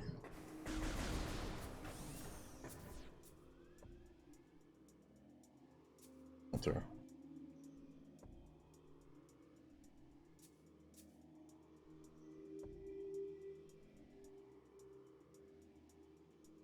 Oh, that one. That has to be a fan edit, I think.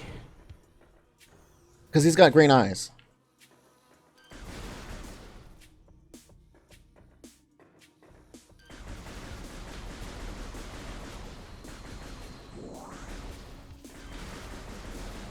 But yeah, I've seen it.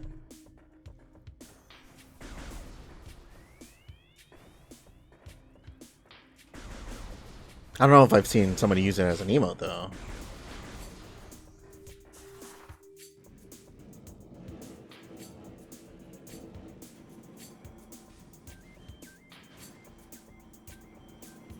Yeah, and it's not like it's locked in place once we put it in there. I'm sure I'm able to, like, swap it out when I want to.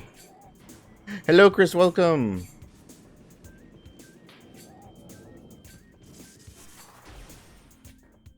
Okay, now I'll go down the elevator.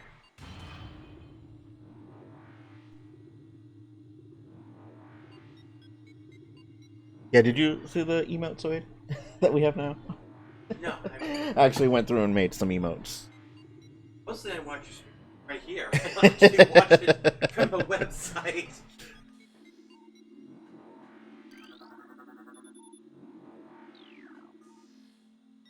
Yeah, since Chris is here, I can share them again. We have new emotes. Woo!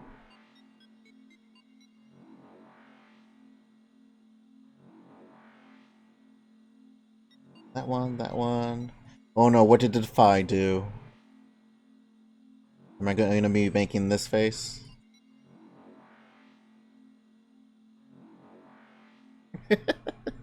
Let me see if it's in the...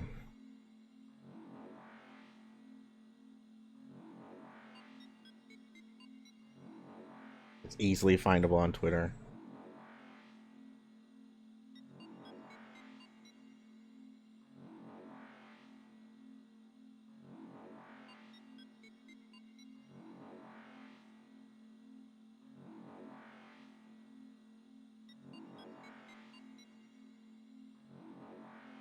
I'm not finding it right away.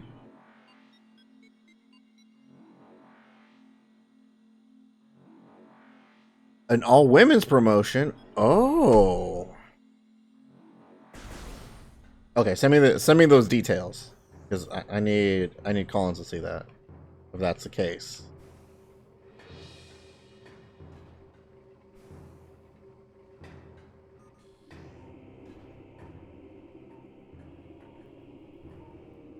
$7.28.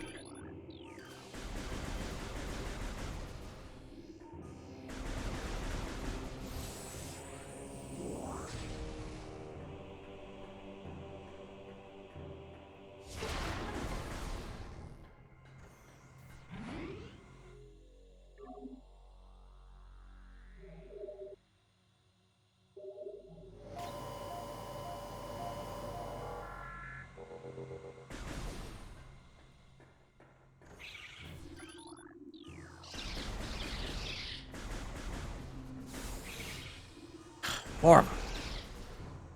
Bird DMs. Alright, awesome. Thank you. Recorded to logbook.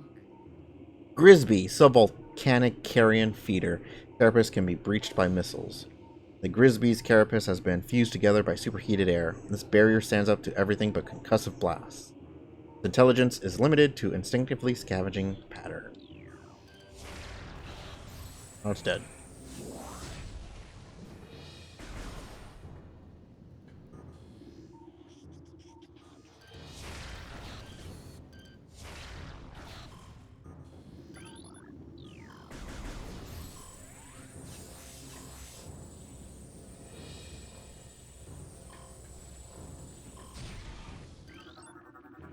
Recorded to Oh, I think that's the other rare one. One of these.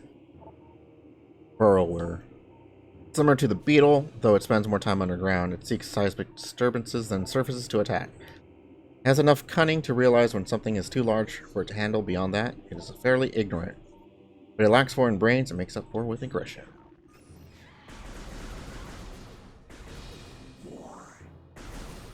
And you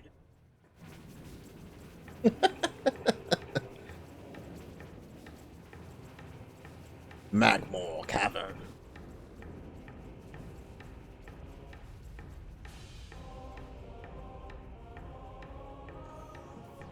Oh, and there's a Magmore right in front of me. Okay, let's see what this thing is.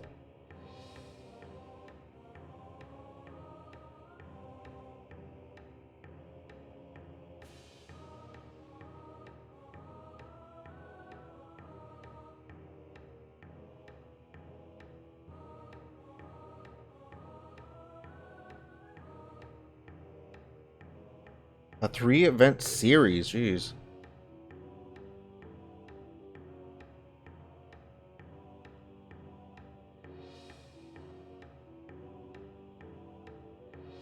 Spirit WC debuts followed by the return of Super 8 XGP.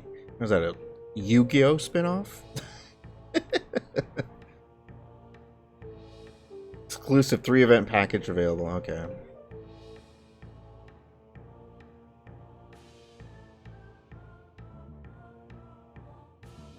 Option for all three or single events available. Okay. So no card yet. But all women's event. That's cool. Oh, it's a yearly tournament. Okay.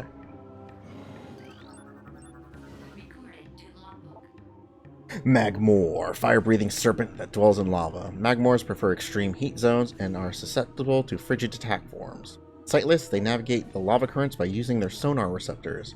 Magmores have a keen sense of smell, enabling them to pinpoint targets with startling accuracy.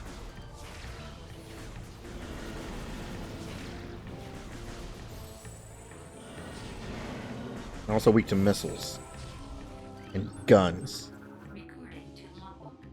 Puffer, unstable gas-filled organism, will rupture on contact. Puffers fill their bodies with lethal metavibrium gas and float about in search of food. If ruptured, the gas within the puffer is violently released. Despite their fragile bodies, puffers are aggressive hunters. The gas cloud they release upon death is often fatal to the creature that brings them down as well. But how do they hunt? I'm surprised I'm just impressed they're mechanic. That's some sort of mechanical trap that had been left. I've heard. Yeah, they really don't look like they're organics.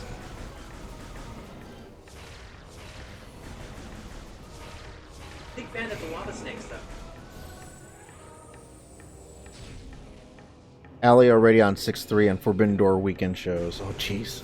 Plus, presumably, GCW defied double shot. Oh, my God. It was going to be busy.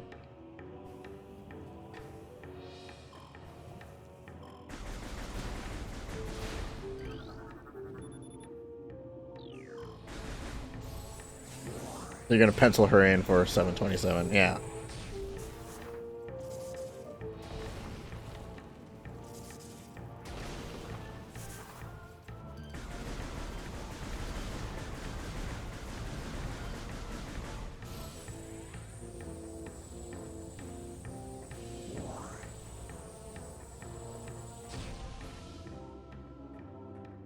Gotta be ready to scan anything. These guys. Triclops. Hard-shelled creature with powerful jaws. The Triclops is a hunter-gatherer. It collects small creatures and bits of foodstuffs, then deposits them elsewhere for later consumption. The hard tripartite mandibles it uses to move earth and rock are quite strong and difficult to escape once ensnared.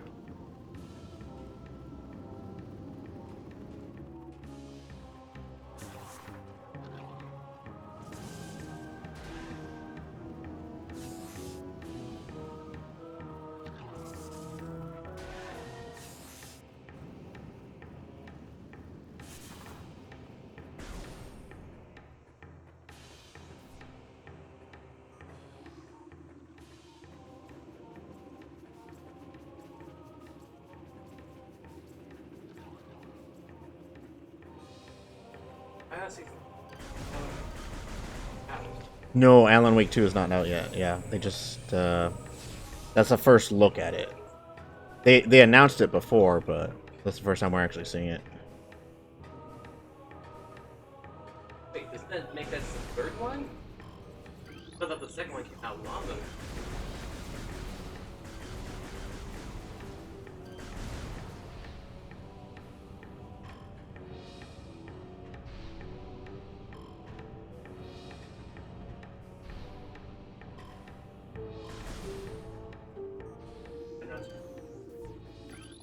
Metal Gear.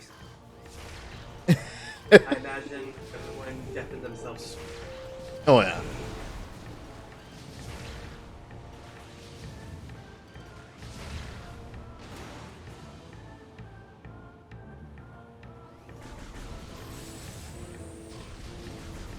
Also, in Spider-Man. Yeah, the having Venom and or even the symbiote suit in Spider-Man 2 is really cool. Because not only does that give Peter different powers, so it spices up the gameplay, but narratively wise, we've never seen Peter have to deal with the symbiote suit and what it does to him with Miles around. Enemy? Reading on the first file, I thought it was Spider-Man being involved. I'm like, oh, there's two of them now? Yeah. I need to look into this. It's on my list.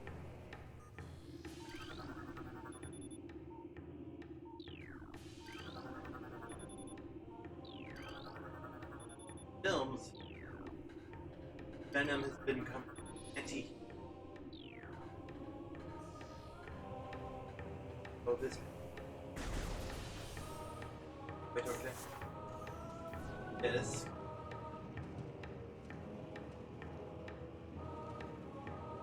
Hyper aggro. I'll be more willing.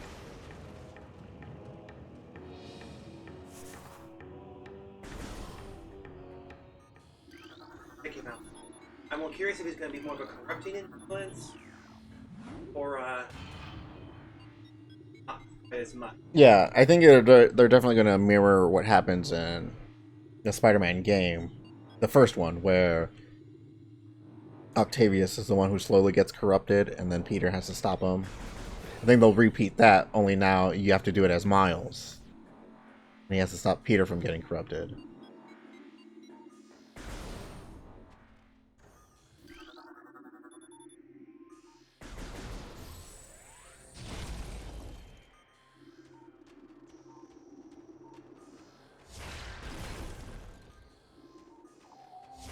I know.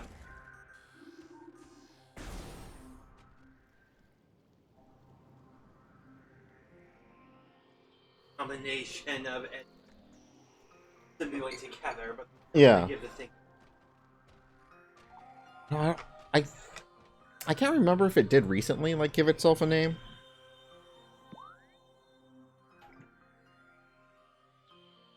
It's only been in the last few years that they've established there is a symbiote homeworld.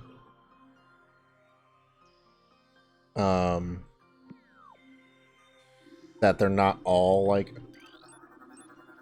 aggressive and evil. But that also there is a symbiote god. Flickerbat, scavenger with optical camouflaging that renders it invisible to the naked eye, even though I'm looking at it now.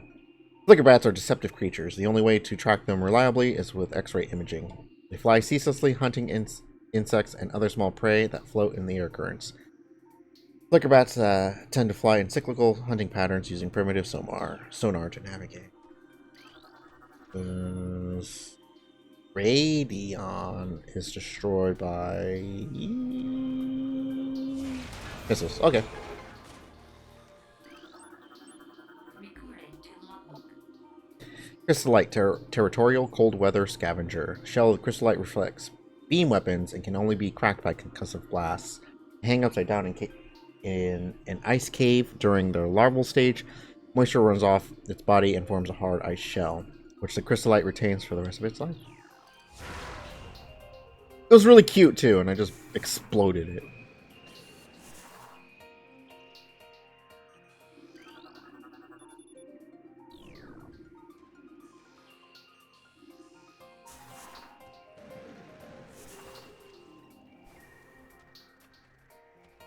I always like Fendrana Drifts. Such a cool place. The door up there has been opened. As we're getting up there.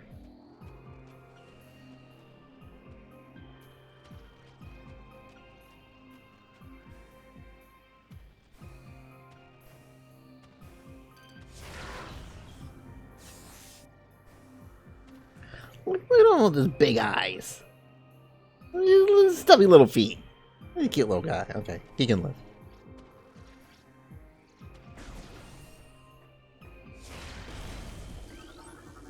Recording to logbook. Scatter bamboo. Pulsing tendrils of energy extend from the creature's body. Like all bamboos, these creatures can only be harmed by electrical energy. Proximity to these life forms may result in electrical visor interference. It is possible to avoid engaging scatter bamboos by rolling into a morph ball.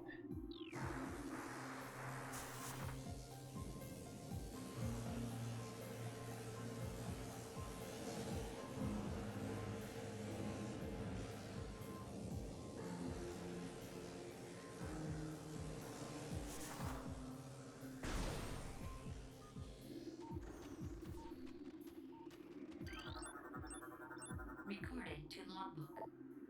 Baby Sheegoth, Glacial Predator. Ice shell protects the vulnerable dorsal area. Young Sheegoths grow a resilient shell of ice on their backs, which serves to protect a layer of vulnerable flesh.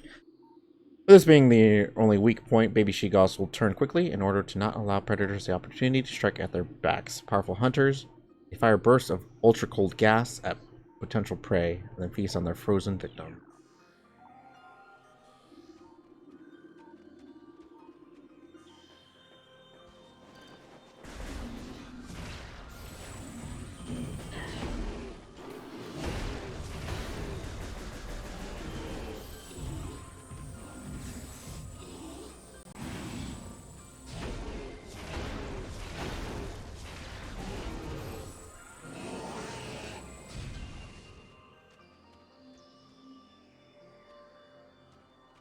We'll find it soon enough.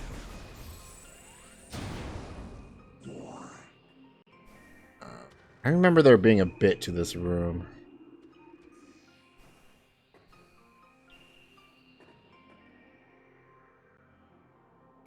Whole thing to explore in that center section.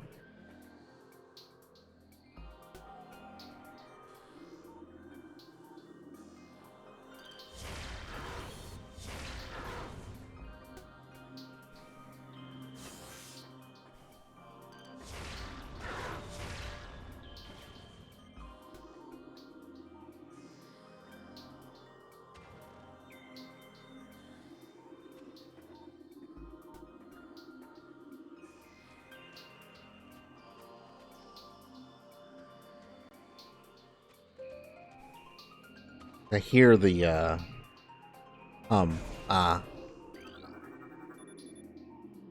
extreme heat. I need the plasma beam. That's going to be one I forget.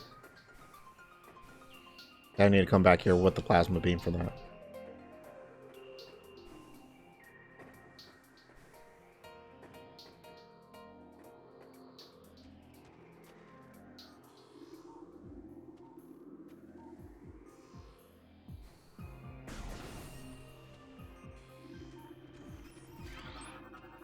Recording to logbook.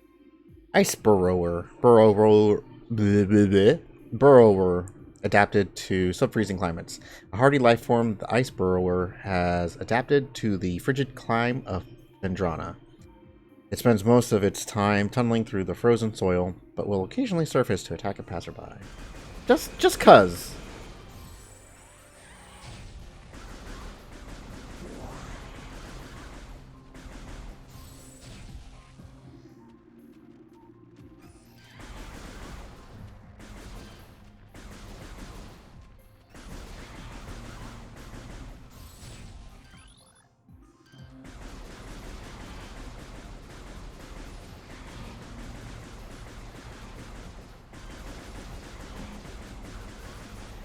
I don't need to fight these things.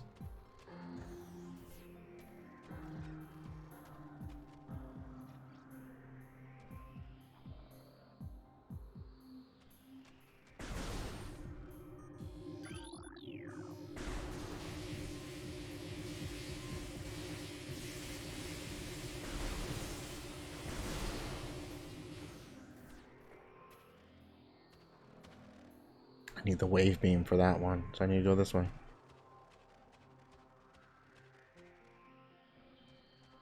I think.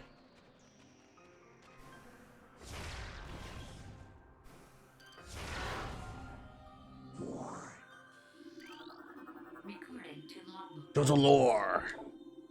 As the great poison reaches even further into the planet, we Chozo begin to feel the gnawings of despair. Before it is too late, we now make our last stand. We have begun to build a temple to contain this darkness, and at its heart we will place a cipher, a mystic lock powered by 12 artifacts and filled with as much power as we Chozo can harness. We wonder, though, even when we are done, will it be too late? And will the power of the temple and the cipher itself prove strong enough to hold back the poisonous tide that even now swells within the ground, threatening all life?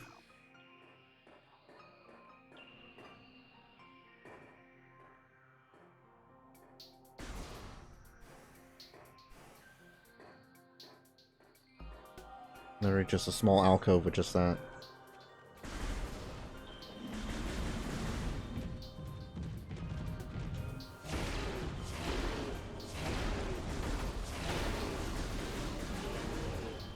You still baby? Yeah, still baby.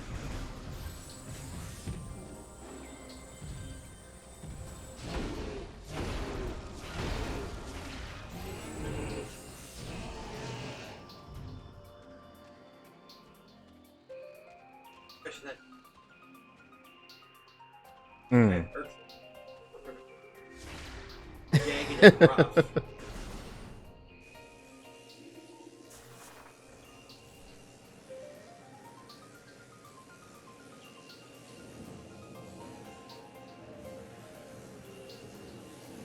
Plus, of course, they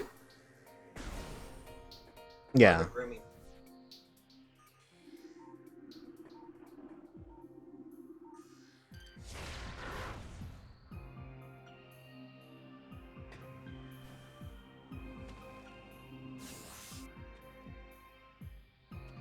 Another one. Recording to logbook. So many creatures suffer beneath the blight upon the land, and we Chozo are no exception. But for all of our pain, we can at least believe in the promise of the future. We have come to believe that a time may never come when we can once again open the door and banish the darkness we've contained. Even so, our vigilance will forever remain. We believe that on some far-off day, a savior will come and continue what we have begun. For that savior, we will leave our ancient weapons and armor. The soul who can gather them will be the entrusted one, and the only being who can reverse the evil that grows here.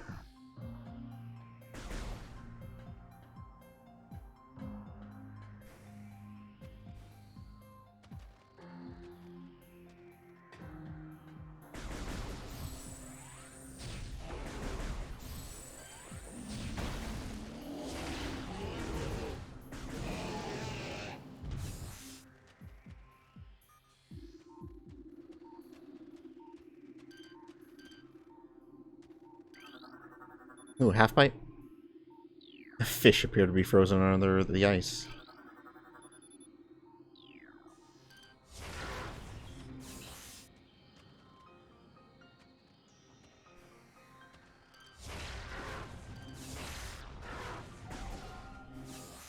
Ooh, can I not do this section?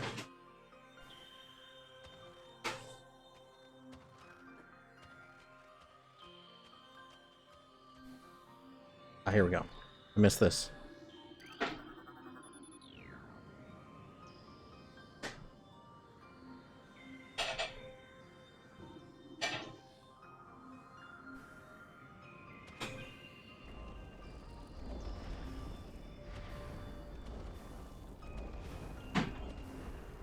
Is Boost Ball?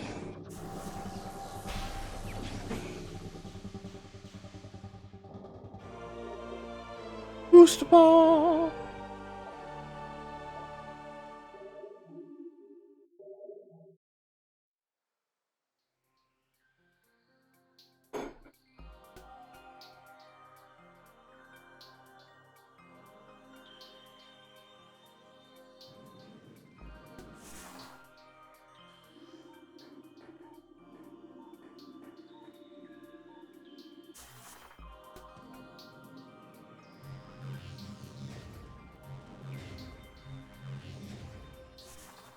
Oh god. I always like doing that. Ow.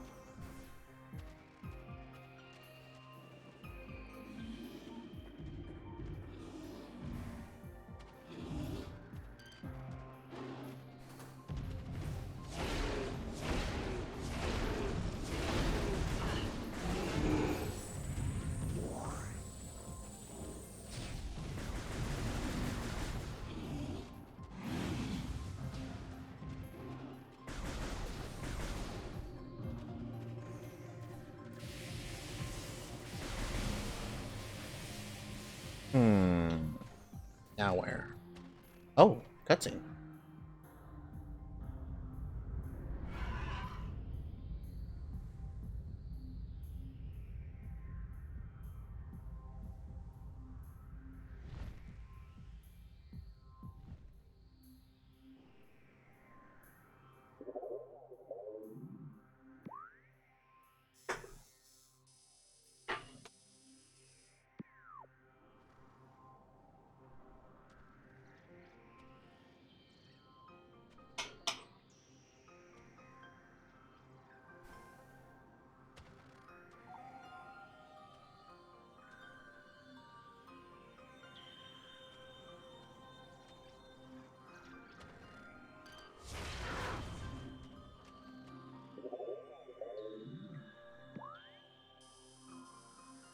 Not gone this way. Should be a save room. Yep.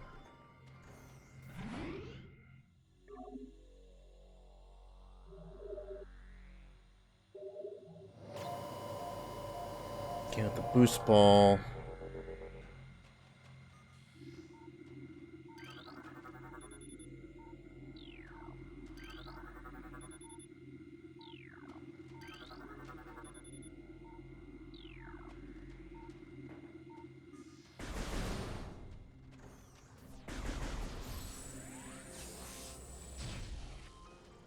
Oh, I nailed it.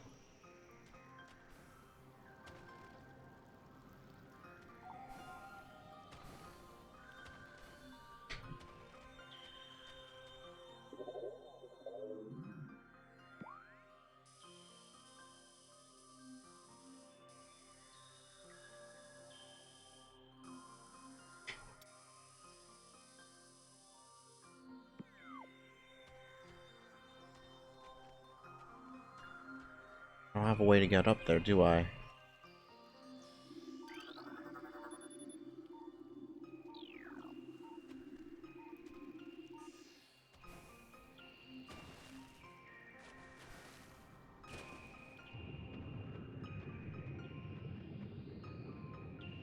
Can't get up that lip.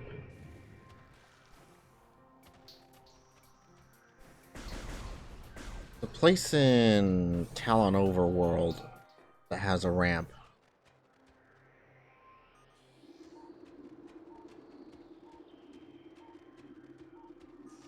And then we also haven't finished going through the caverns.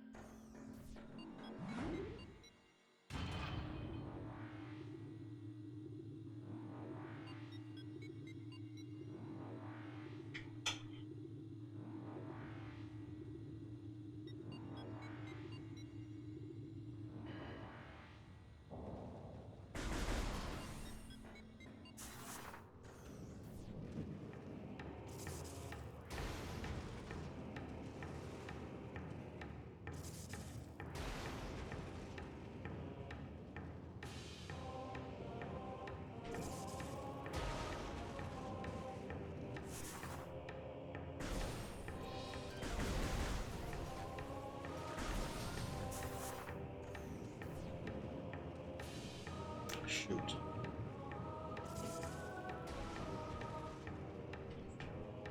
Oh god. Yeah. I think there's a way up there if I don't reset it.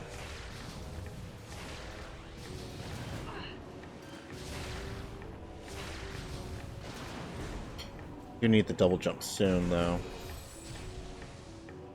I kind of thought the Chozo try submerging this quote-unquote great evil in a pool of lava.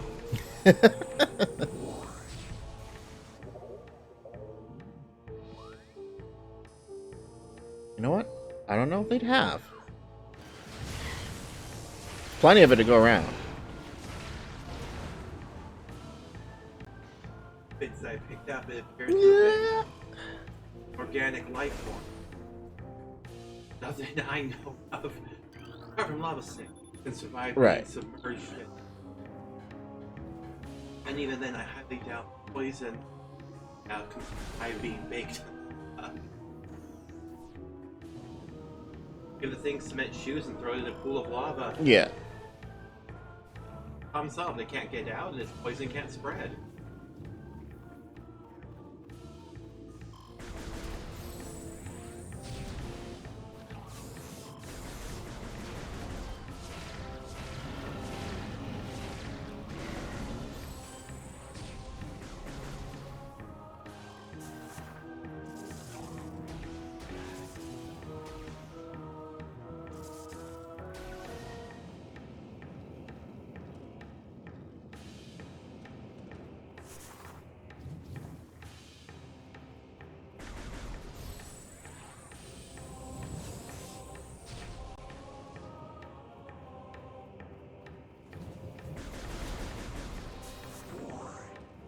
that way. Can I?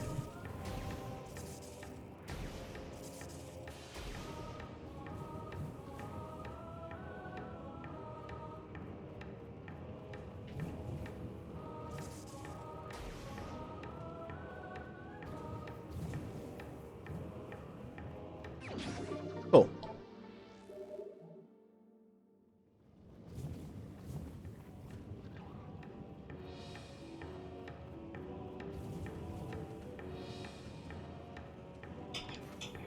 Oh, you can't jump.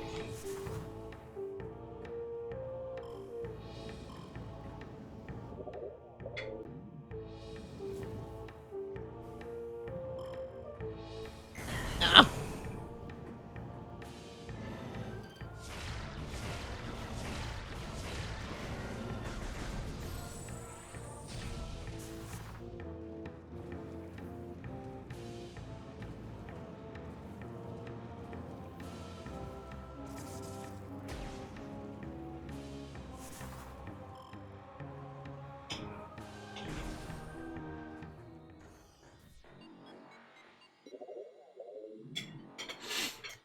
Where's this take me? Talon West. Okay. And this is Spirail.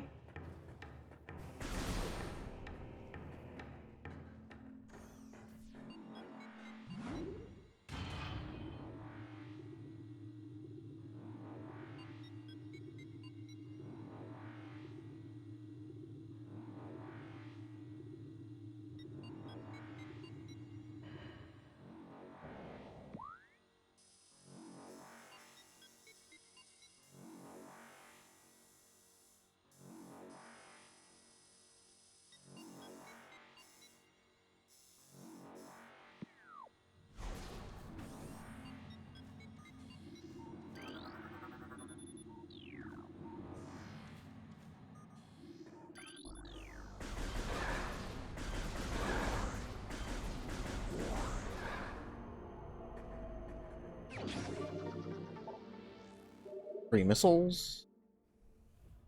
At 45 now. Ooh.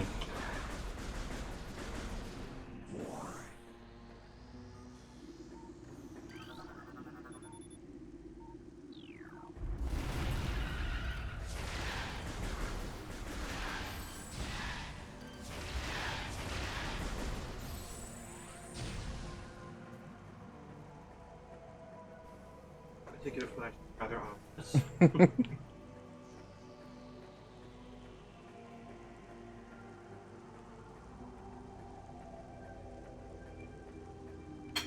Like how I can stuff at different angles. Based on front view. Yeah.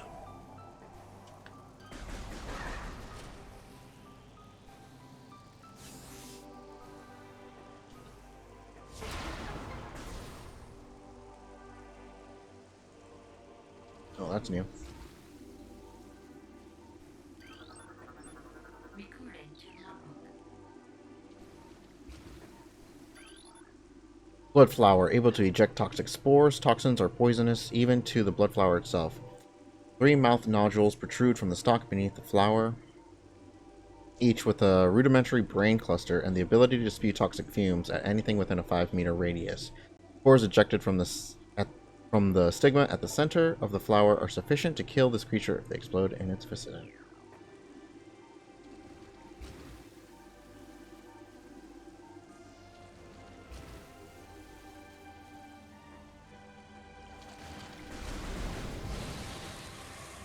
Just like that.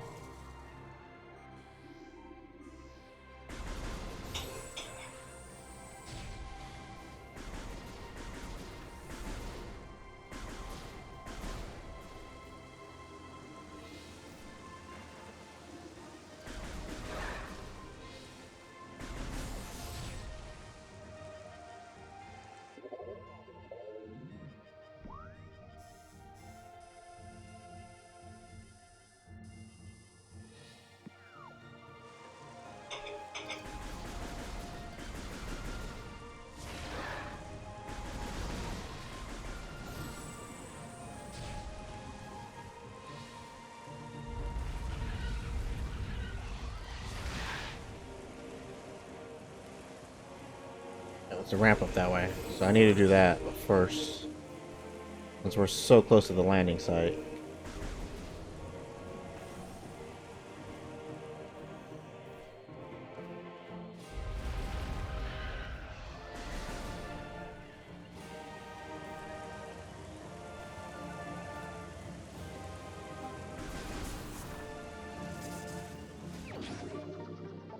More missiles.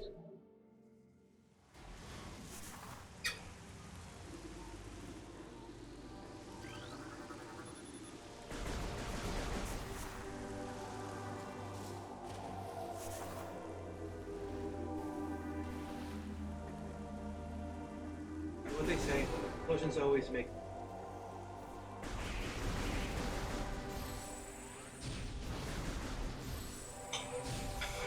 No, maybe not everyone. I certainly say it.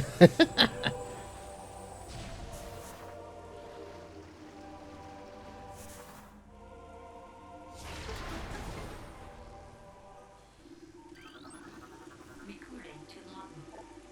Flying pirate. Pirates trained and equipped for airborne assault. Flying pirates are extremely agile in the air. The heat signatures of their jetpacks can be tracked with thermal imaging. While their missiles are extremely potent, their packs can be even more so. If pack fails, it will make a suicide strike. Don't need to go this way yet. Pretty sure. For work today, blow it up. Hobby maker on the fritz, blow it up. Neighbor's dog being annoying, Blow it up. Oh my god. got paper cut, blow it up. Explosions fix everything.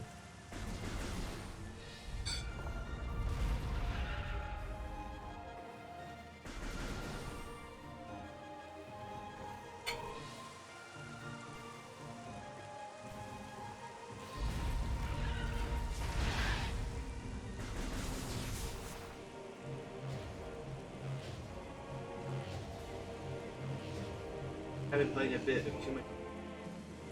Every time a raindrop hits your visor, I keep thinking it's a shimmer for something being cloaked. Okay.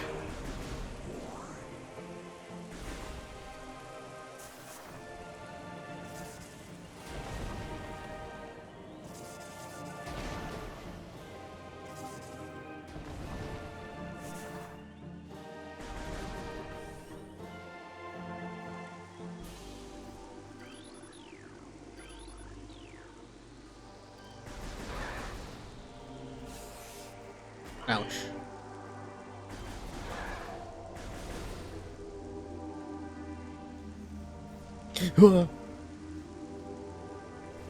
Curiosity, how much of these actually?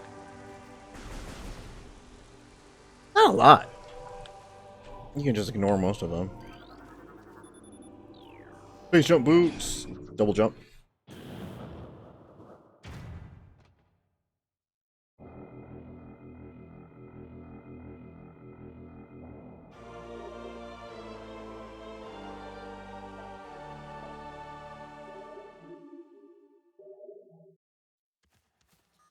Okay. I can double jump.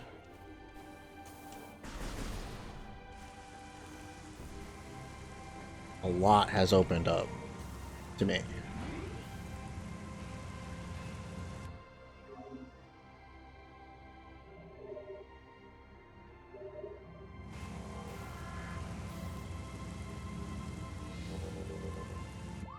Like straight ahead. Finally go in there.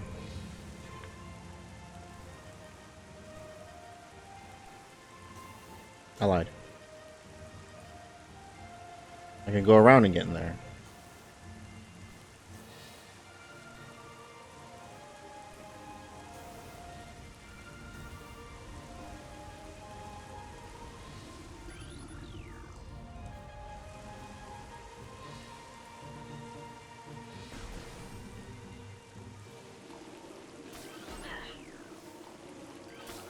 Recruiting to logbook.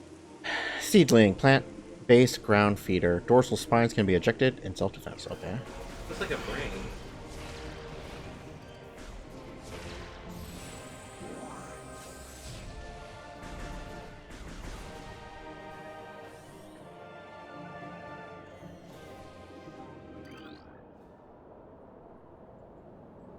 The impact crater.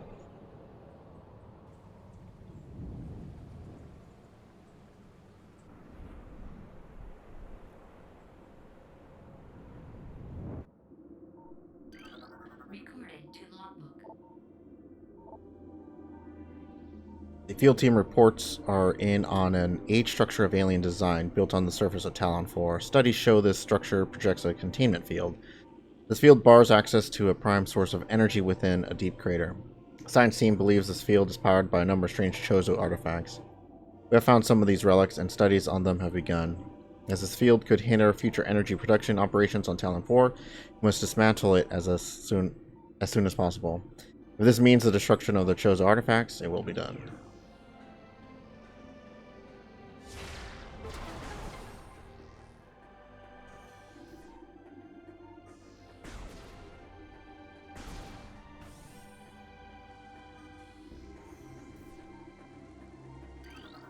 Recording to logbook. The containment of the Great Poison. This task has fallen to the Chozo, and we will not flee from our duty, even as we suffer with the land and its creatures. We will pour our will into the 12, the artifacts which form the lock that holds this great evil at bay, in the depths of the planet. This lock must stand up to all who might come to assault it, to preserve the power of the seal, and to protect it from those who would meddle for their own designs. We'll spread the artifacts across the land, hiding them from prying eyes. The lock must never open until the day comes when the disaster can fully be put right.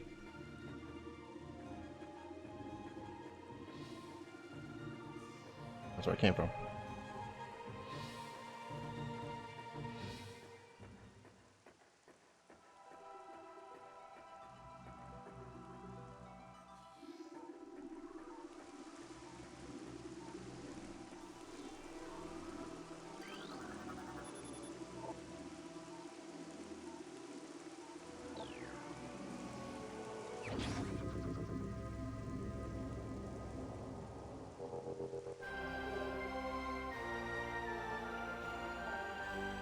This is the Artifact of Truth, the first of 12. Scan the totems here for clues on locations of the remaining artifacts. Together, the artifacts will open a path to the center of the impact crater.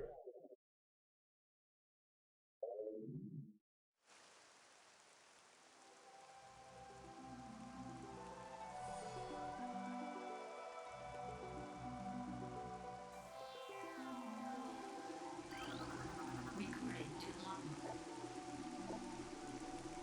Pendrana, a tower.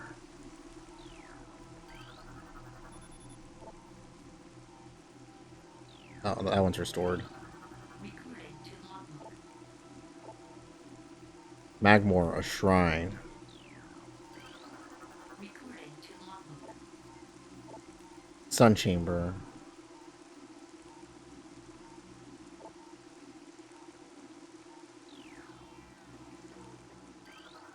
Recording to logbook. Okay, well, since I'm here, I might as well take care of it situation. Ruins where light always shines. Yeah, they get added to the logbook, and like I need to do this eventually. Clement, why is Samus bothering with that? Looks like she just chased Ridley down. Oh, yeah. And she Um, really stumbled across. It's like, well, since I'm here, I might as well take care of it. no, because what you end up finding out, you have to come here. Oh, and they don't show me all of them. Okay.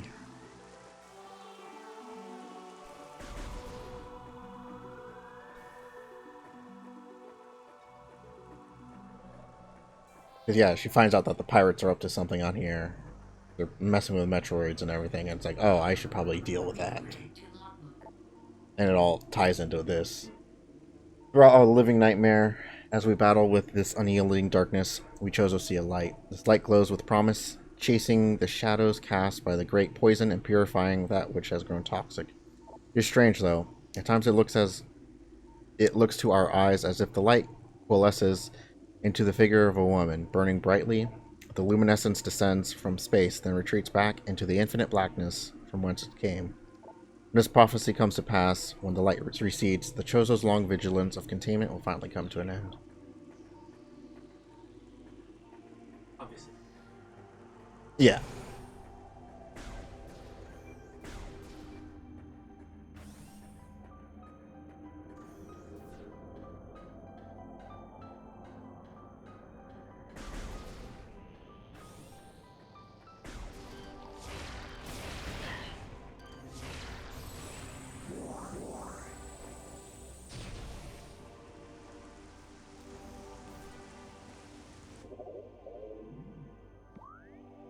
Where do I actually go now? Back to the caverns?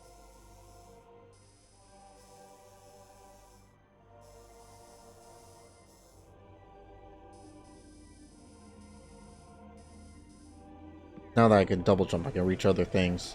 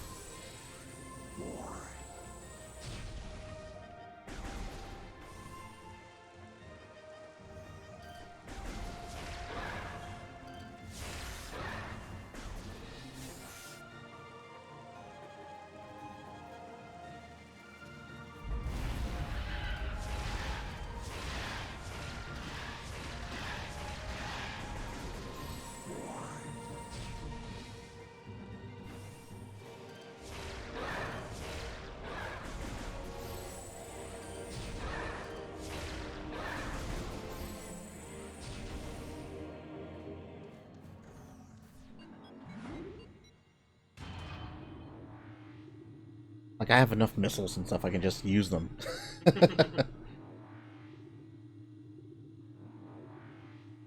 For the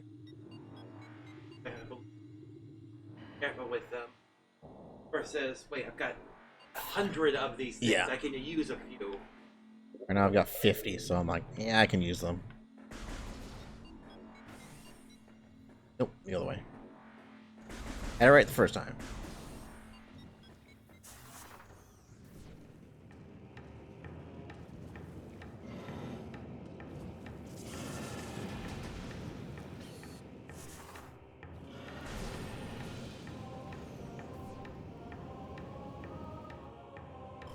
Once I get the ice beam, I can just freeze those.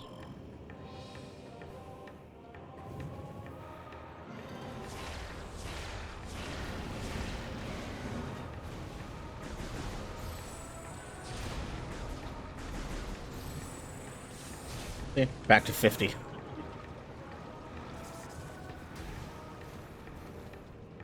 Yee!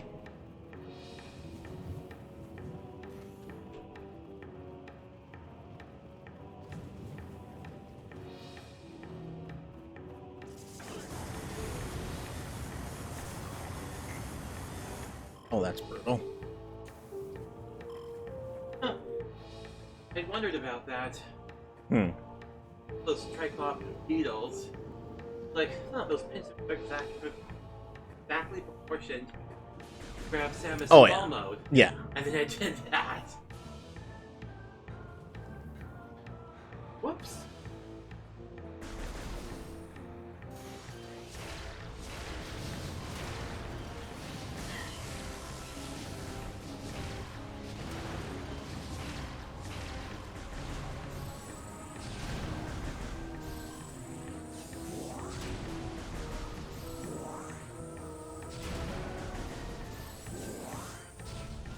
Oh, it did. Number.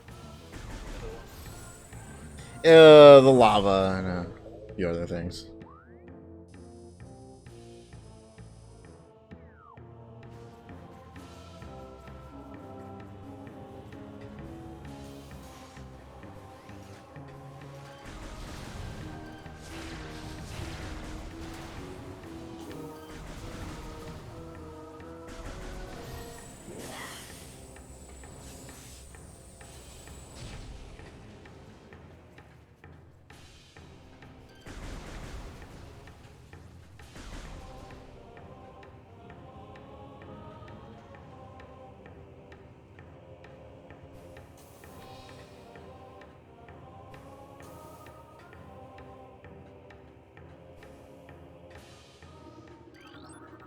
Recording to logbook. Printer device.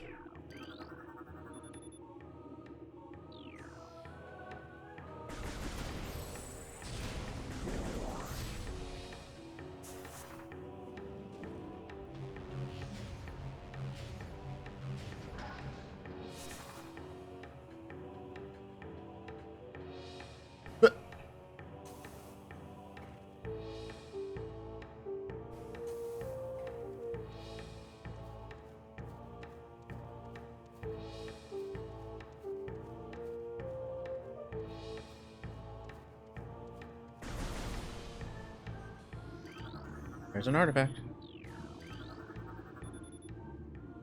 And I have to come back here. This will be another item.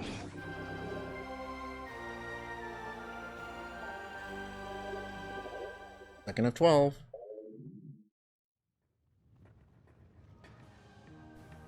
Super missiles will destroy that base, I think.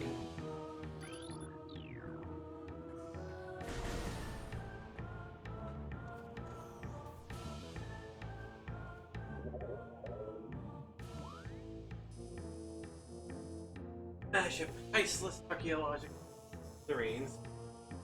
Or more missiles. Usually how it turns out. In that case, smash away.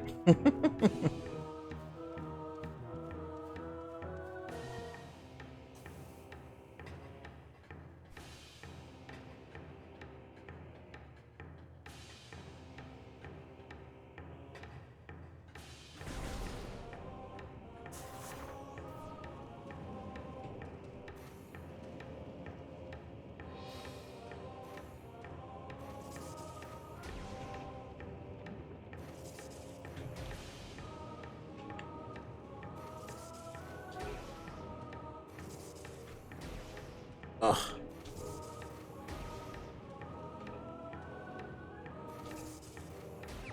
Nice. More help.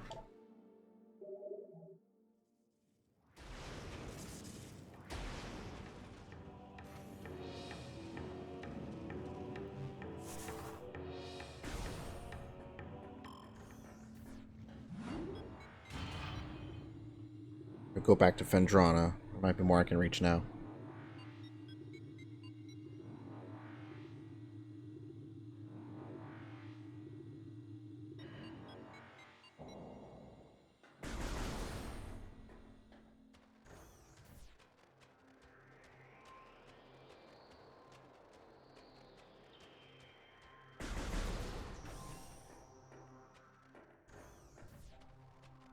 I know I need like the wave beam soon.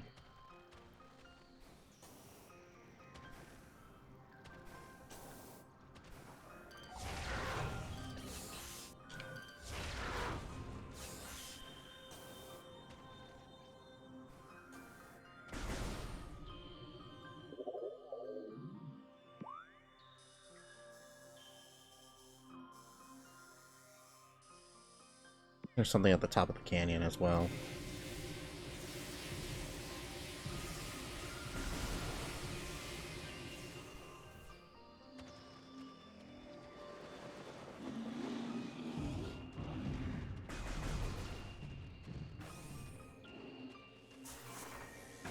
Oh, ow!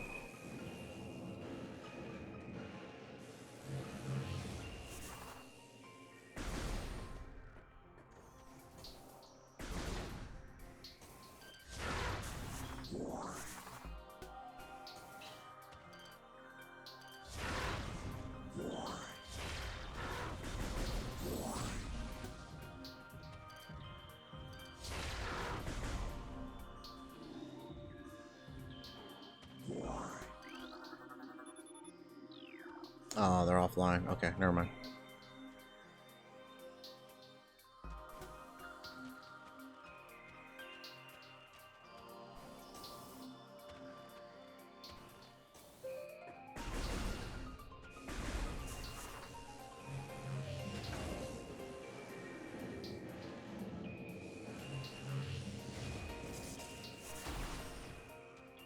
Yeah, well, at least I didn't take long to check.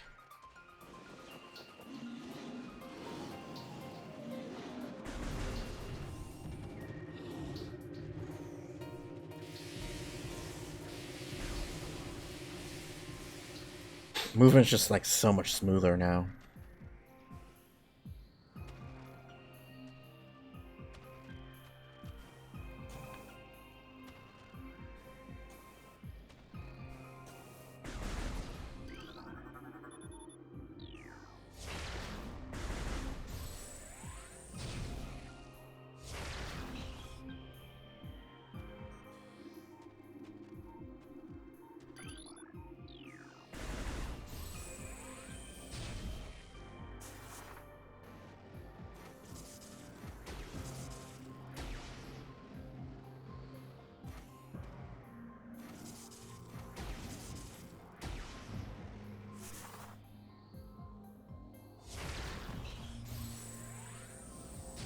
Hmm.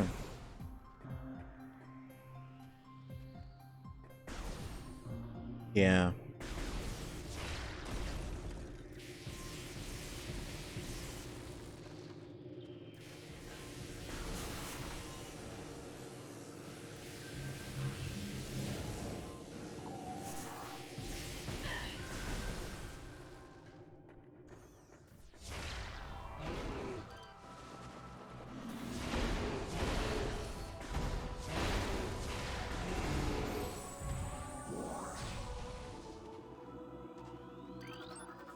Recording to logbook.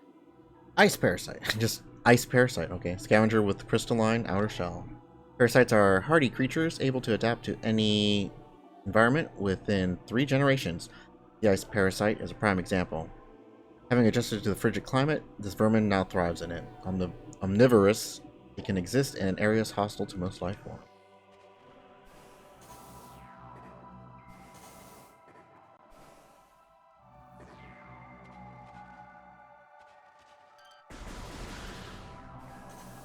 Rid of it so it's not knocking me around.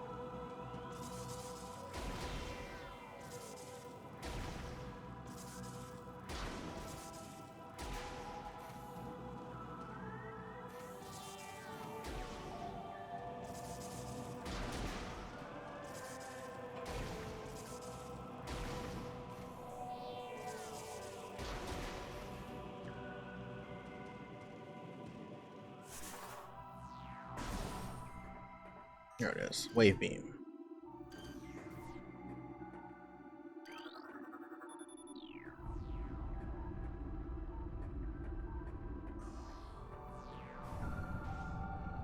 Gonna stop me from getting it.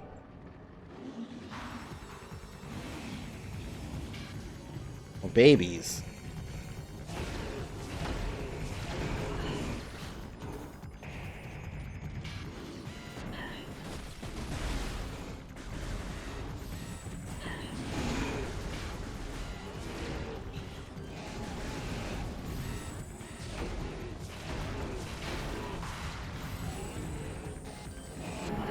Oh god.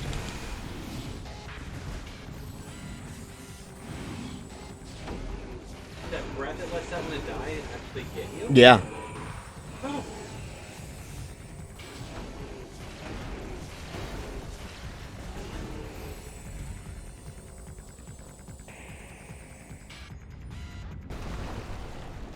Uh-oh. Someone's angry.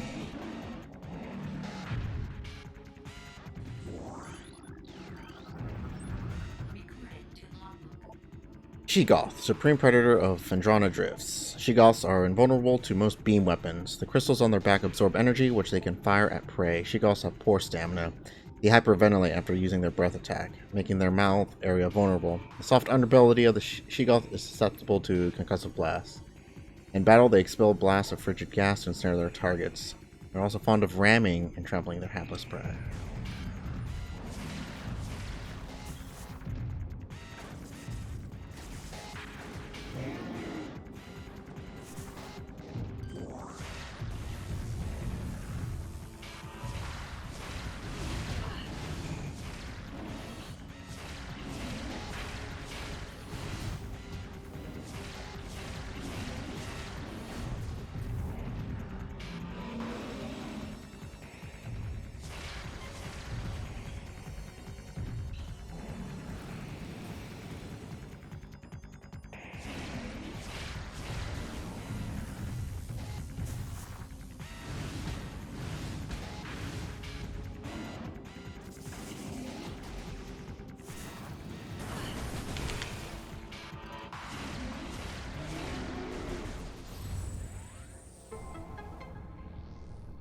Damn. Almost used up all my missiles.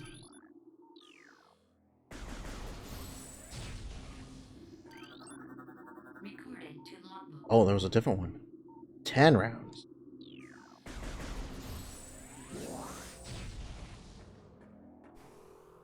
And now we have the wave beam.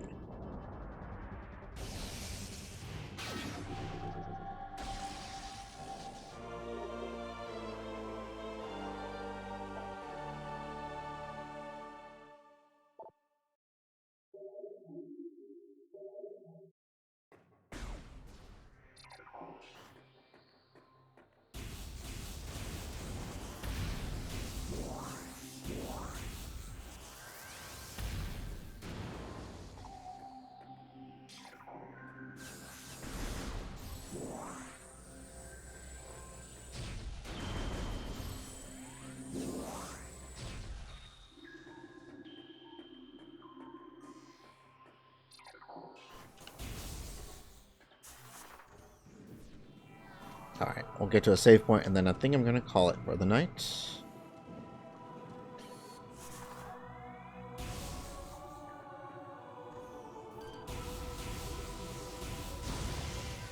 Now I can kill these guys.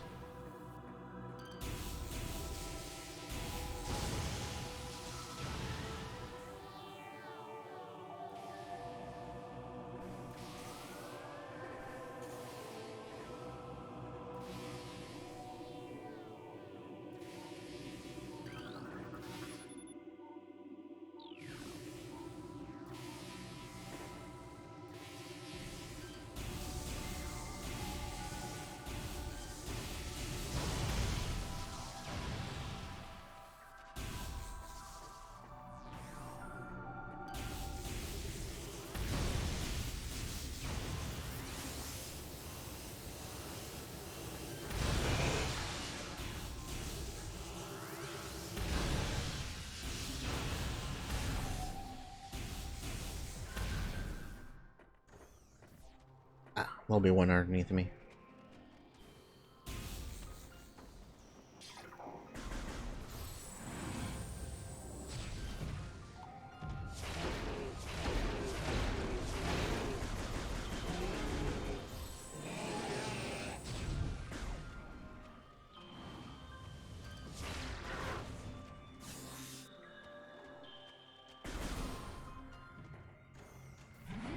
Alrighty.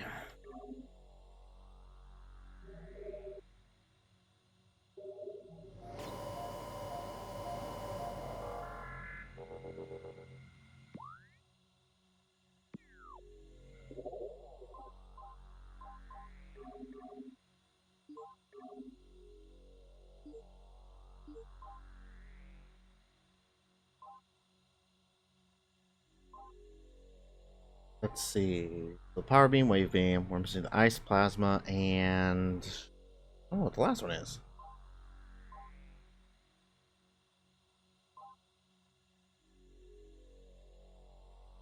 Boost, morph ball bombs, super bombs, and spider ball. Power, Varia, Gravity, and should be Phazon Suit, X-Ray and Thermal Visor, Grapple Beam, and I don't remember the last one. Huh.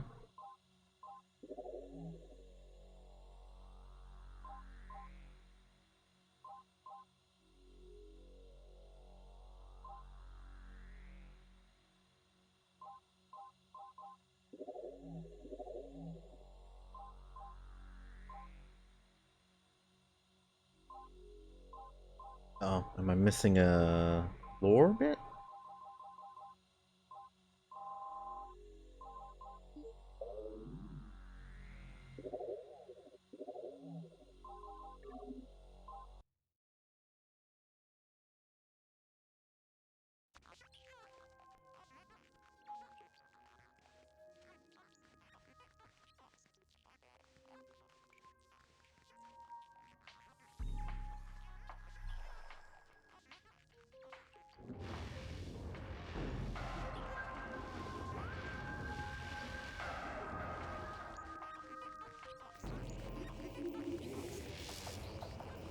Gotta go through and make sure all these things are unlocked, ticked off.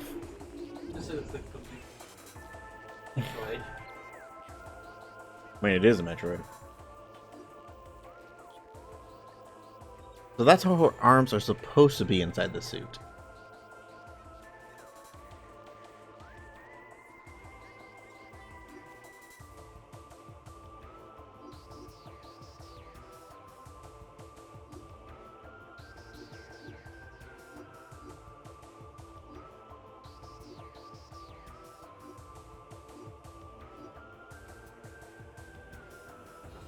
How close can we get in?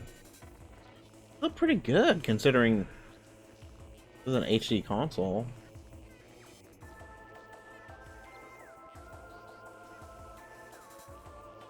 I doubt they rescanned all these, so had to have been good scans in the first place.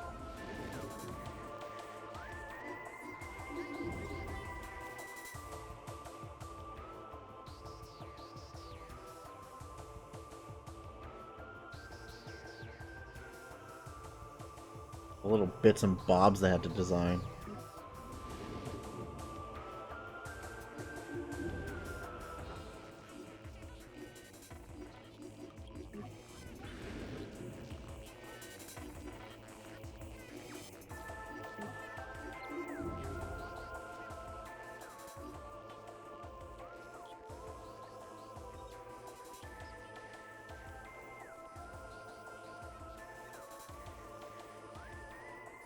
Even then, her shoulders look really far out.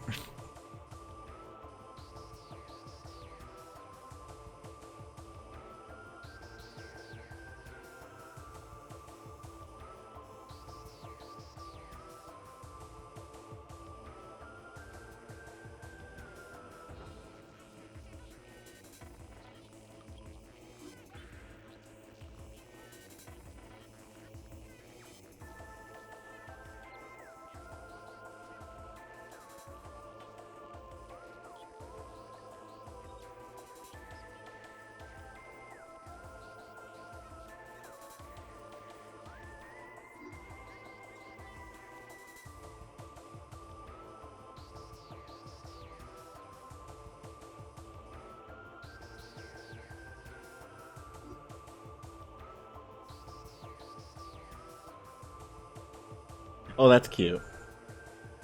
The auto turret got a little green light on it, but if you aim it at you,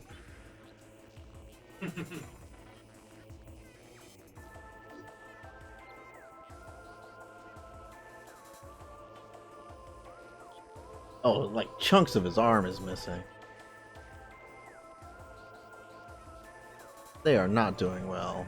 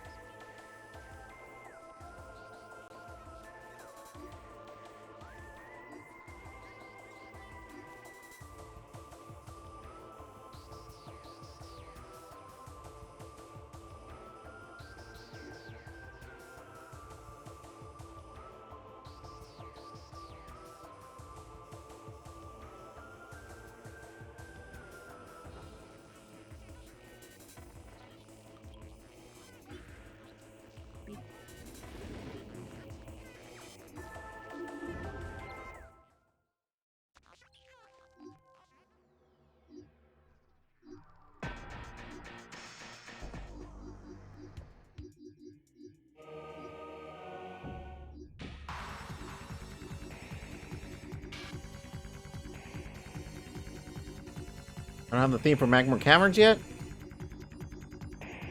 Even though I've been there.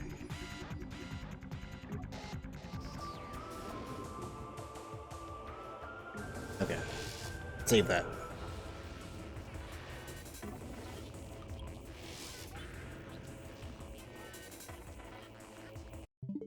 Cool. Alright. Well, that's it for me tonight. We'll be back tomorrow with more Metroid Prime. Man, the colors just look weird. Maybe I'll just reset that to what it's supposed to be.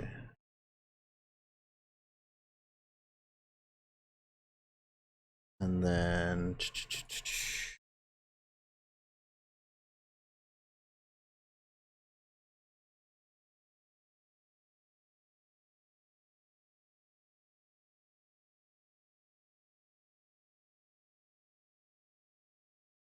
Okay. Alrighty, so yeah, we'll be back tomorrow with more Metroid Prime, and then Saturday and Sunday is our Tears of the Kingdom playthrough until Street Fighter 6 shows up. So maybe I can finish Metroid before then. We're kind of smoking through it, but I know there's quite a bit more to do. Anyways, that's it for me. Thanks everybody for stopping by. Thank you, Almas. Thank you, Chris. Hope you enjoyed tonight's stream, and yeah, stay safe, stay healthy. We'll see you next time. Until then, have a good night.